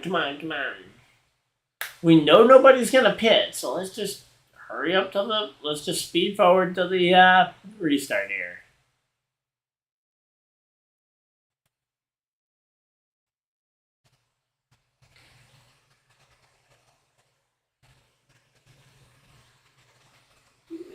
You can, but I mean, that's the thing. Really, like, let's look at this. Chastain, 14th. You can't win it from there. If you have multiple restarts or multiple overtime, yeah, you could win it from there. But, I mean, without multiple restarts, you can't really win it from Chastain's position, and you would need a fast car. Problem is, the 2 fastest cars right now are 1 and 2. Which is going to make it even harder to win from anywhere outside of those first 3 rows. I would say 3rd row is about as far back as you could realistically win this thing from if we go only the 1 green, white checker. I mean, it is unlimited overtime. I would say 2. I'm going to say 2. I think we get a wreck in turn 1, and then I think the second time they'll let it go green. But yeah, that would be my call. Is that I think that we go 1 more yellow. I think we're going to see a crash in turn 1, and then the guy's going to screw their heads on straight from the second attempt at overtime. That's my prediction. I don't know. I don't have a future. I can't tell the future, but best guess.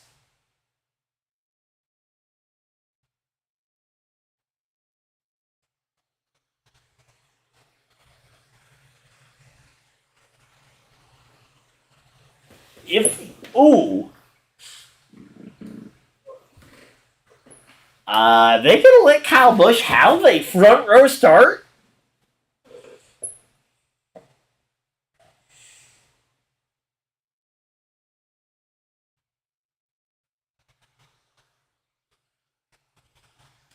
I mean, Kyle Busch on the outside of row 1 could get it. I mean, It's going to be hard, but he could get there. Here we go. But yeah, again, would not expect. I hope that because that's the thing, that if they do line up nose to tail, if Byron takes that inside second row, I think Reddick honestly takes an extremely defensive line, kind of like what we've seen at Phoenix on some of those restarts, where you'll see the leader go all the way down to try and block. Like, because yeah, normally you go a little bit wider to open up the entry, and honestly though, if you go down that low, oh no, Byron takes opposite, so Kyle Busch is going to be in that position to dive up the inside. So McDowell ends up inside fourth row, not inside third row, like I was kind of hoping he might somehow fall into, but here we go. Kyle Busch, though, he has the opportunity to take Reddick and Byron 3 wide and kind of just shove them wide and maybe make something happen here.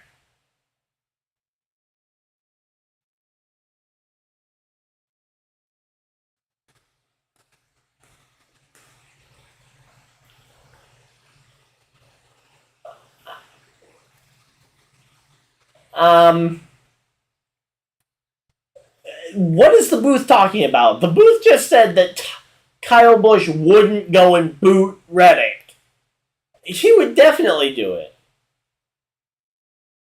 I mean, yeah, sure, he might not completely plow him way off the track and cause a yellow, but he'll definitely run him, and I think he'll definitely get to that inside and try and run him wide.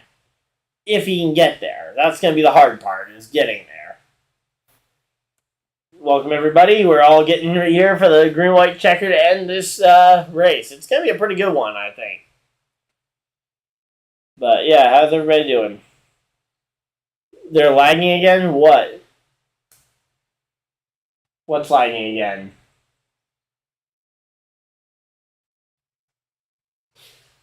The simulator needs an update. I think the commentary needs an update, maybe. So I've been saying that for a little while now. Here we go. Green, green, green. It's going to be green on this front stretch here. And here we go. It's a long front stretch here. I don't know. The race has actually been pretty good. Here we go. The race is on. Green, green, green, and oh boy, here we go. Kyle Busch trying to go for the lead. Kyle versus Reddick, and 3 cars are around. It's a mess back there. Are they gonna let him race it though? Is the big thing. There's a lot of cars around back there. Is this gonna be yellow? No yellow yet, so here we go. Let's see. Can Kyle Busch keep up with Reddick? That's the big question. Can Reddick get caught by Kyle Busch on this long straightaway? The Chevy has the higher top speed. So, not this turn, but the next turn, that's Kyle's chance. Because the Chevys have had the higher top speed. Reddick's had the better cornering speed. And the better brakes. But no, yeah, Reddick's got a big gap here. Without a yellow, I don't think Kyle's going to get a shot at him.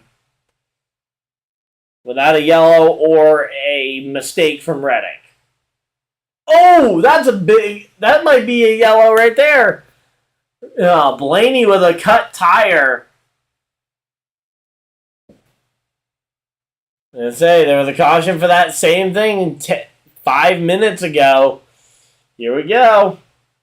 It's still green. What's going to happen here? Are they going to just wait and let this thing go to the white and make it a race to the white, basically? But yeah. Yellow flag is flying, and we get a second overtime.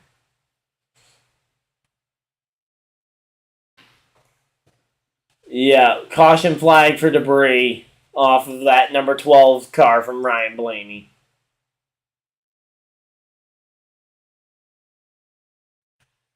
Yeah, Ryan Prix also with trouble here on the restart.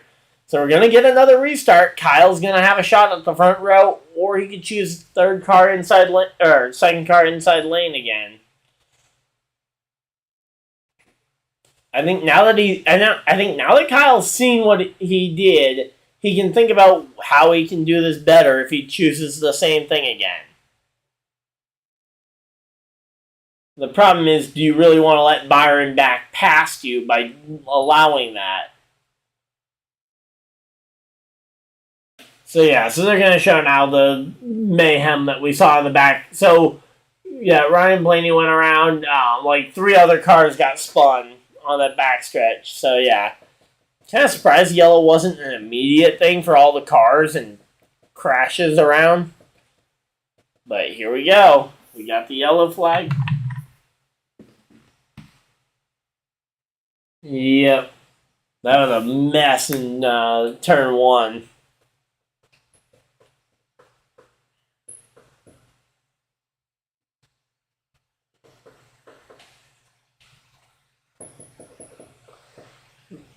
But, yep. So, Josh Bilicki also involved in that wreck.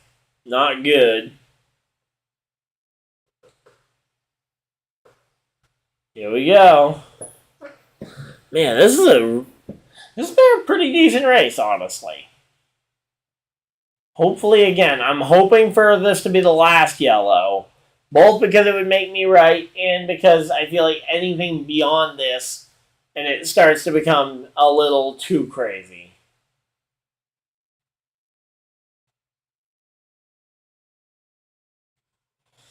So yeah, I think if you get any more yellows than this, I think it'll end up going into chaotic territory and not just crazy.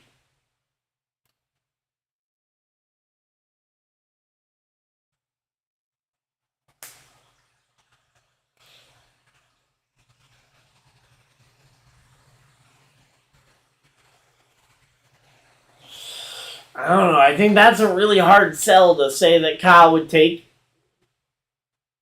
Yeah, I think it's the right call for Kyle to go second to follow Reddick on the inside lane, but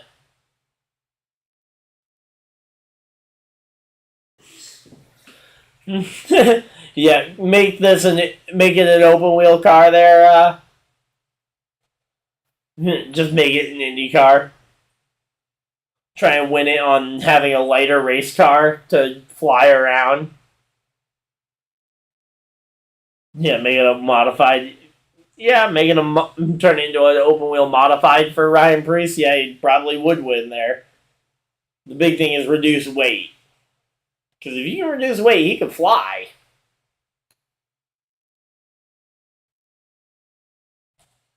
I think Kyle Busch goes aggressive here because, again, he has a win. Byron, he's going to go aggressive. He has a win. Those two have both won, and they are locked into the playoffs, no matter what happens. So I think right now you see a pretty aggressive restart here to try and go for it. So here's the end of regulation. So here we go. So Reddick would be the winner if this race was called in regulation. But obviously it's not going to be called in regulation because we're going to overtime.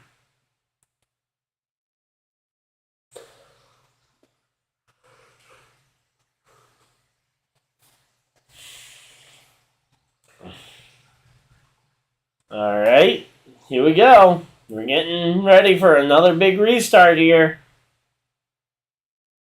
I don't know. I feel like the drivers kind of have... I don't want to see another restart. That's the big thing.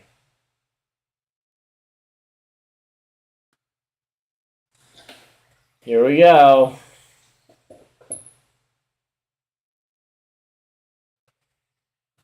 This is going to be a tough one for Kyle. McDowell up to 6th place, so he will have his choice of the third row. Just the question is whether he goes third row outside or fourth row inside. Again, assuming everybody else kind of fills up the rest of the spots.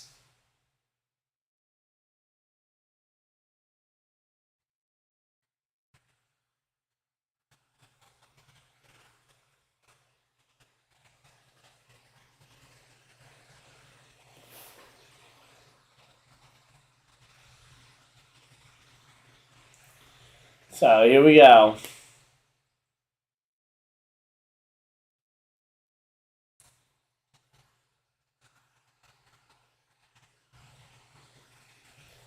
So let's see. We're coming up to the choose, right?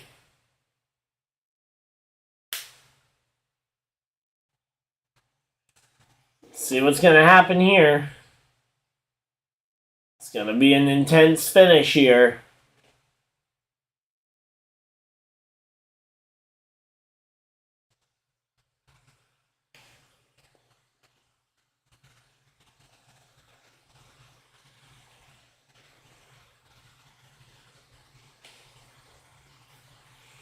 That's not good. Here we go. We're getting ready for the choose. I think Reddick knows what he's choosing. The rest of the field, I think, is the question. Because it comes down to what does Kyle Busch do, and then the question is where do Suarez and McDowell line up? Truex just hasn't really had the speed. There we go. So there we go. McDowell is outside row 3. Suarez inside row 3. Yeah, Chastain is 9th. Ty Gibbs all the way up into 10th there. But again, my biggest thing here is that I think you gotta try something. Question is, is Suarez gonna end up ruining Kyle's race again for the third time this year? But wait, Corey LaJoie isn't top 10, is he?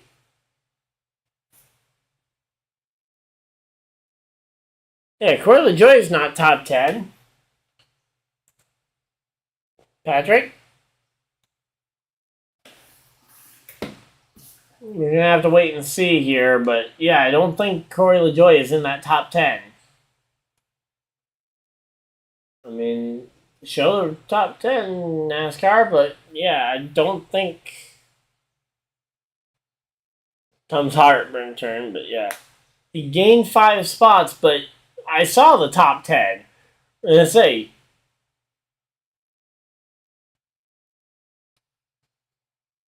I'm not seeing him in that top 10.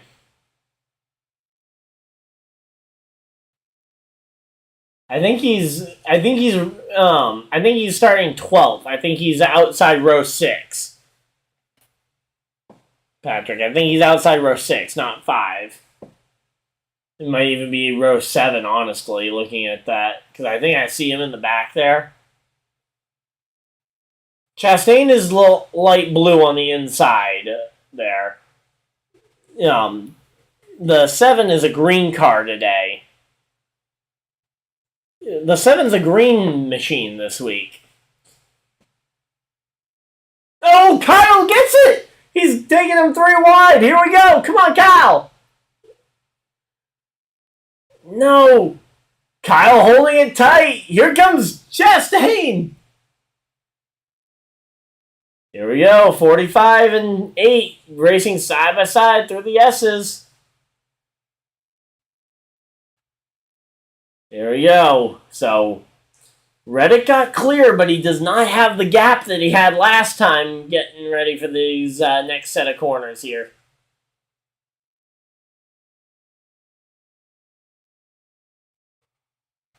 Yeah, so LaJoie is 19th right now. I don't know. He's a green car.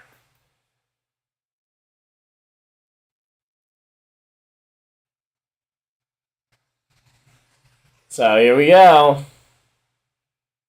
Lap number 70. And oh, there's another car around. Is that Justin Haley? Yep, that's Justin Haley spun around. Here we go. Let's go. Come on, Kyle. And I don't think he's going to get there. I think this one's Reddick's to lose, but yeah, here we go. Kyle is going to have to build up some speed and try and go for it in 19 and 20. I think that's his last big chance. Maybe turn one on the final lap, but again, I think that's going to be tough to catch him. Oh, McDowell, no! No, no, no, no, no, no! McDowell spun. That's unfortunate. And yellow! Another one, no! What is this yellow for?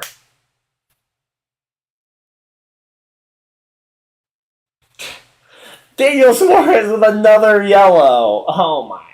No. This is getting into the crazy territory. Yep. This is just going chaotic. It's not good.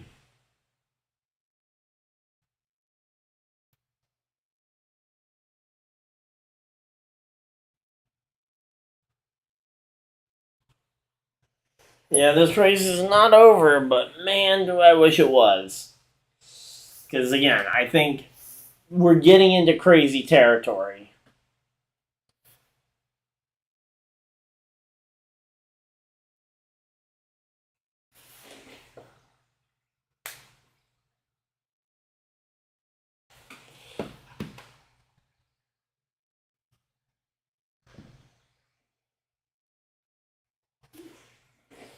Yeah, I think we're starting to get into chaotic territory where this race is not going to end up being a good one.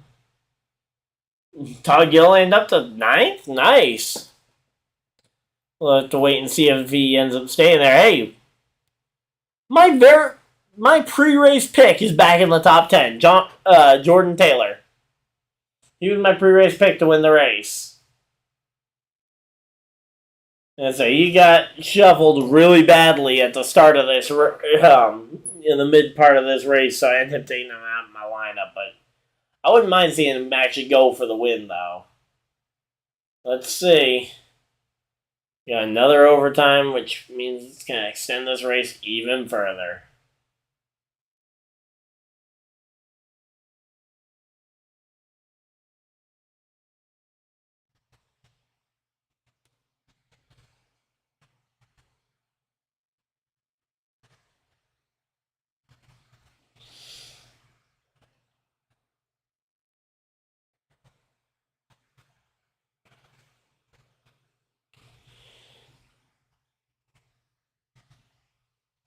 Yep, that was. They're just showing the compilation of spins from this past restart. But yep. Let's say this race is very much treading towards chaos territory.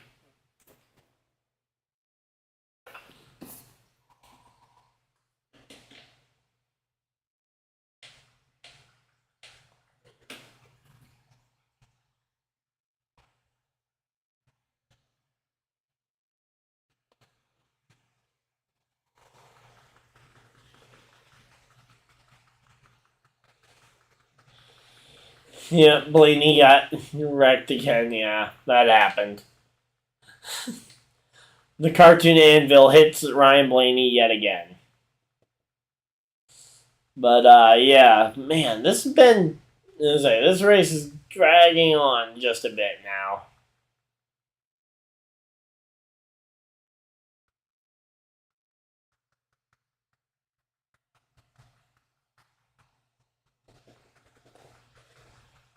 Ross Chastain is 5th. I think he goes third car inside lane here, if it's available.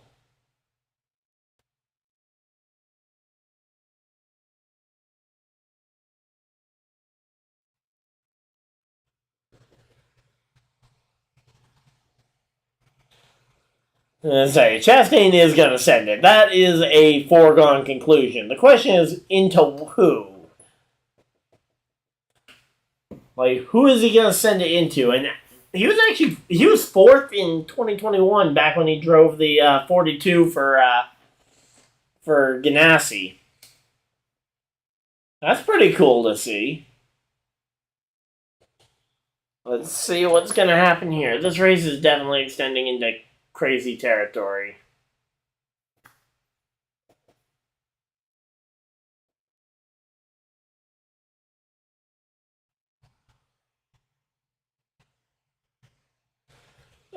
What's good news? Okay. Nice. You got a sponsor. I'm guessing that's for your street stock, right?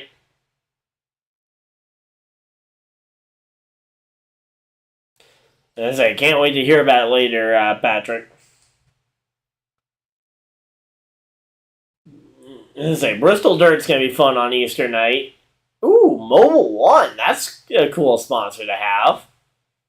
You have the same sponsor now that Jensen Button has for this race.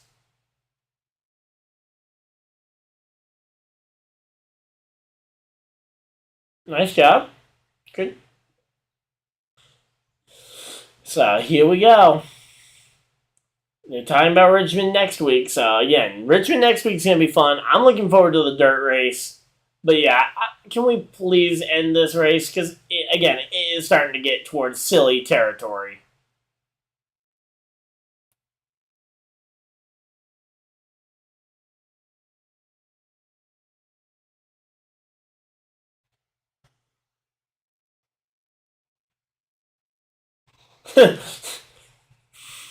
He's going to have to dodge one.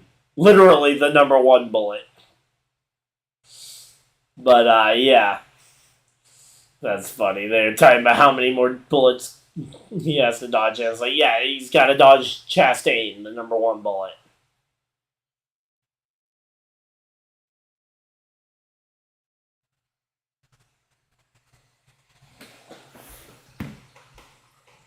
I'm going to say...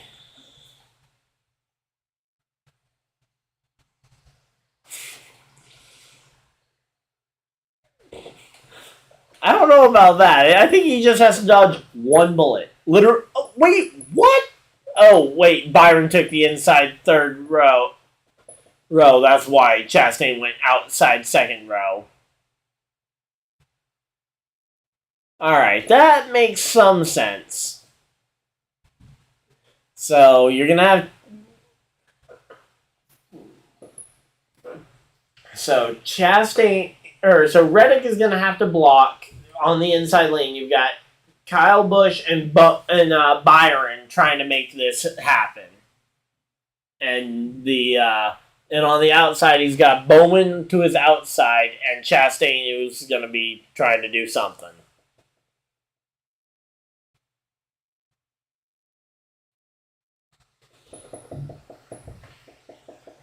So, here we go.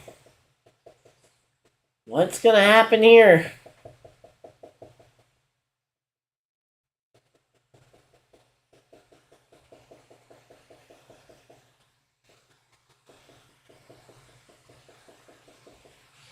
Let's see what's going to happen here.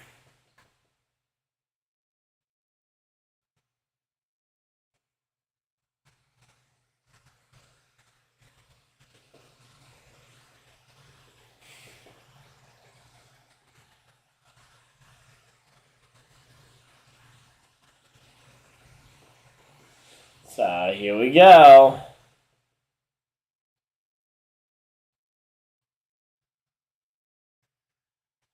Getting ready for the restart. The lights are off on the pace car, and we're going to be going racing. Here we go. But yeah, this race has gone a tad bit crazy. We're at 3.5 hours on the stream already. But yeah, here we go. And here we go. We're going green. Green, green, green. Here comes Wow, the 45 got a really good restart there. I am surprised at how nice that 45 did that time. That should be the final restart. 45 had probably his best escape from the field, but we're not going to get it. There's a car with massive damage letting down debris. Oh boy, I don't know if we're gonna be able to avoid this one. He may have to dodge another bullet. So here we go. Alex Bowman. There's no yellow yet. So, in theory, they're still racing it here. They're still racing it, but oh my, that is a parking lot. There is a parking lot of at least 3 or 4 cars there in some corner. I'm not even sure which one. I think that's 8. I think that's turn 8 where they had all the dirt coming off the track. Oh, Bell's car is absolutely pancaked, but he is going to be letting down a ton of debris. The caution? I haven't seen it yet. I know the caution probably should be thrown, but I have not seen it yet. Let's see. Where is it? The yellow flag. Is it going to fly? We're still good. Are they going to get there? Are they going to get away? Yeah.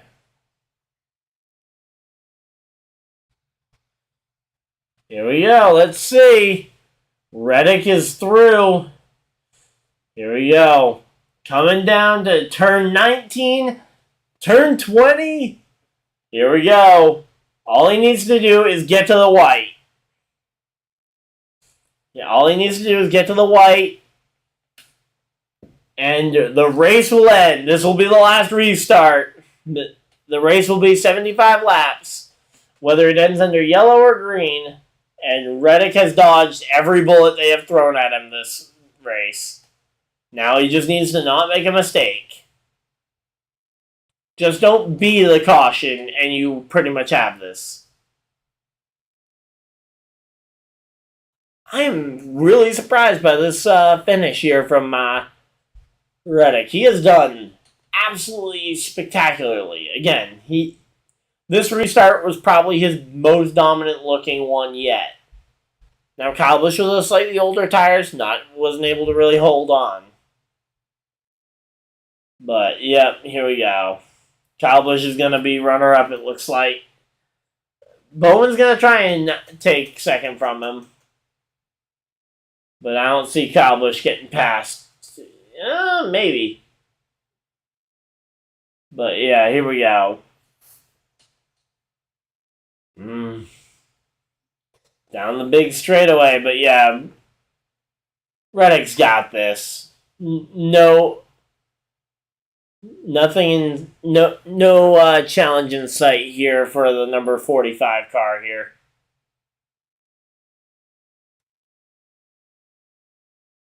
So here we go.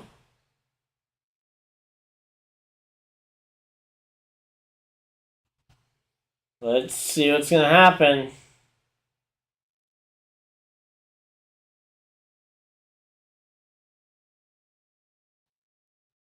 So here we go. The big wide corner here through turn 18 on the final lap here. Here we go. Tyler Reddick. Last lap. All he has is turn 19. And here we go. Turn number 20 for Tyler Reddick.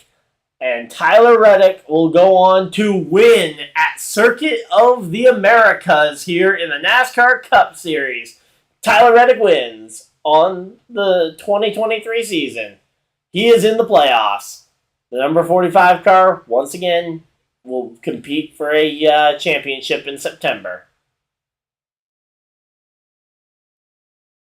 Kyle Busch second, Bowman third, Chastain comes home fourth, Byron ends up fifth, Cindric sixth, Stenhouse comes home with a top 10, Buescher comes home 8th, 9th, Ty Gibbs, and In number 10, it's Todd Gilliland.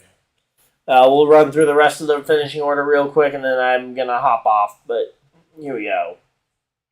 11th, Corey LaJoy. Hey, there we go. Corey LaJoy, top 15. But yeah, there we go. So Corey LaJoy. Michael McDowell comes home 12th after all that. Kevin Harvick 13th. 14th, Kyle Larson. Chase Briscoe 15th. Denny Hamlin 16th. 17th was MTJ. Jenson Button comes home in 18th. 19th, Justin Haley. Rounding out your top 20 is Noah Gragson. Ryan Blaney, after all that, comes home 21st. Harrison Burton, 22nd. 23rd, Eric Jones. Jordan Taylor ends up 24th. 25th, Cody Ware. 26th, Bilicki. 27th, Kimi Räikkönen. 28th was Daniel Suarez. 29th, Joey Logano. And the last car in the lead lap was Eric Almirola in the number 10, running 30th. Then you had Christopher Bell, Prix, Dillon, Allmendinger, Brad Kay, Connor Daly, Bubba Wallace, Jimmy Johnson, and Ty Dillon all retired from this race early. But massive congratulations to Tyler Reddick and the 2311 racing team to go out there and win like that. Man, that was exciting. I won't be able to stream the Xfinity race like I originally said yesterday. I said I wanted to do the Dash for Cash races, but I won't be home when it starts, so I'm not going to be able to stream it. But, yeah. Looking forward, though, to Cup at Richmond this coming week, though. Then we got Bristol Dirt after that. So, looking forward to some fun racing, though. Hopefully you guys enjoyed. If you guys did, leave a like on the video. Subscribe if you guys are new so you guys never miss a video or live stream. But outside of that, hopefully you guys enjoy, and I'll see you guys next video, live stream, or whatever you guys decide to do with the rest of your day. Have a great day, everybody, and goodbye!